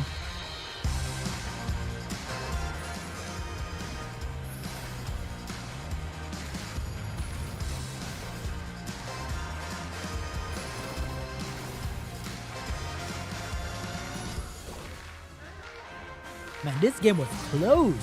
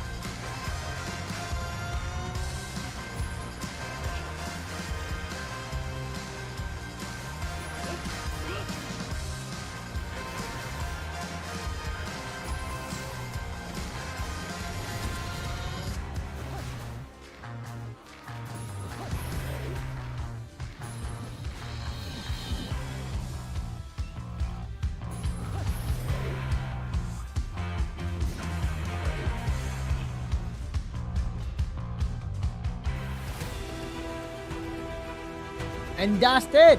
MEOWMEOW's gonna take the ticket to the APAC Regional Cup from YODAYO's hand and move on to the Regional Cup.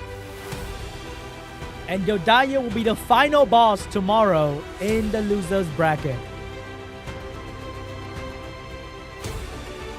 Let's take a look at the bracket once again today, guys.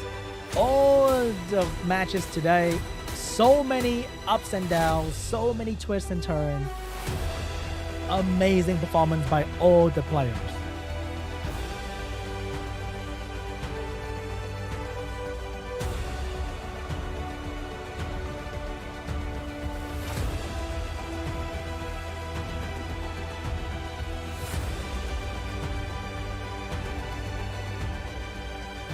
And this will be the bracket for tomorrow. We have all the players who didn't make it today battling for the remaining ticket tomorrow. So don't miss it. It's going to be super exciting. This will be their last chance for the ticket to the APAC Regional Cup. My personal vote was on ERIC.B and Mr. CHUNG, and boy, they have a long way to go from the bottom of the losers bracket.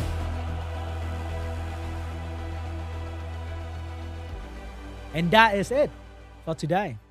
And the final moment, the most important moment of every SWU stream, is coming up once again. Shambi, where is the code, huh? Don't worry, guys. It's happening. But hey, I really appreciate watching today. I know it's 4 a.m. for people out there. It's coming up, guys. Don't worry. Hold off. Okay, hold off. I know it's really late. You're like watching me with your phone, like Sean, just give me the code already. I'm gonna sleep. I know. Okay. I'm watching you. So just a couple more seconds. But exciting day today. Tomorrow, same time, same place, same stream. I'll be with you guys once again for the loser bracket of Group B, Day 2. Okay? So don't go anywhere. Don't forget to subscribe to the Esports channel so you don't miss any of the qualifier. And here you go. The second code of the day, SWC2023 Zan, which means SWC is the best.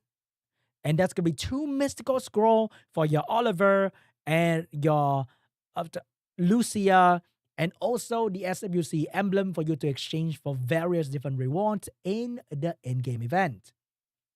Once again, the code is SWC2023 Zan with a D at the end. The code will be pinned in the chat. Okay, guys? Once again, the code will be pinned in the chat.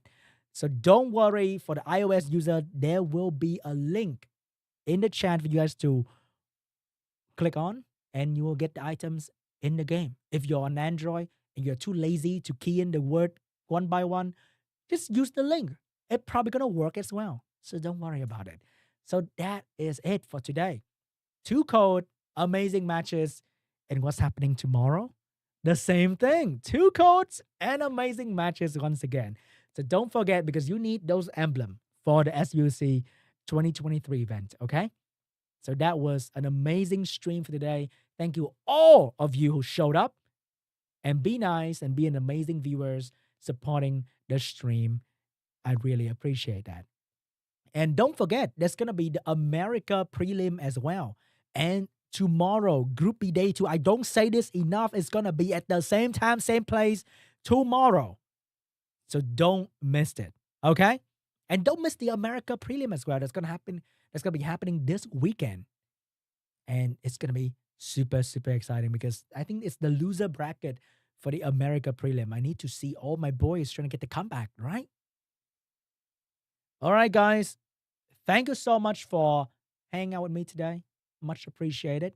The matches were amazing. We get no hiccups today, I think. It was all smooth. I love it when I see nobody getting disconnection. We don't have to do the drafting again. All that bad stuff that might happen. We had an amazing day today, and I hope that we will have an amazing day tomorrow as well. So, thank you so much for watching. Hope you guys enjoyed the stream, and I'll see you guys tomorrow. Back here.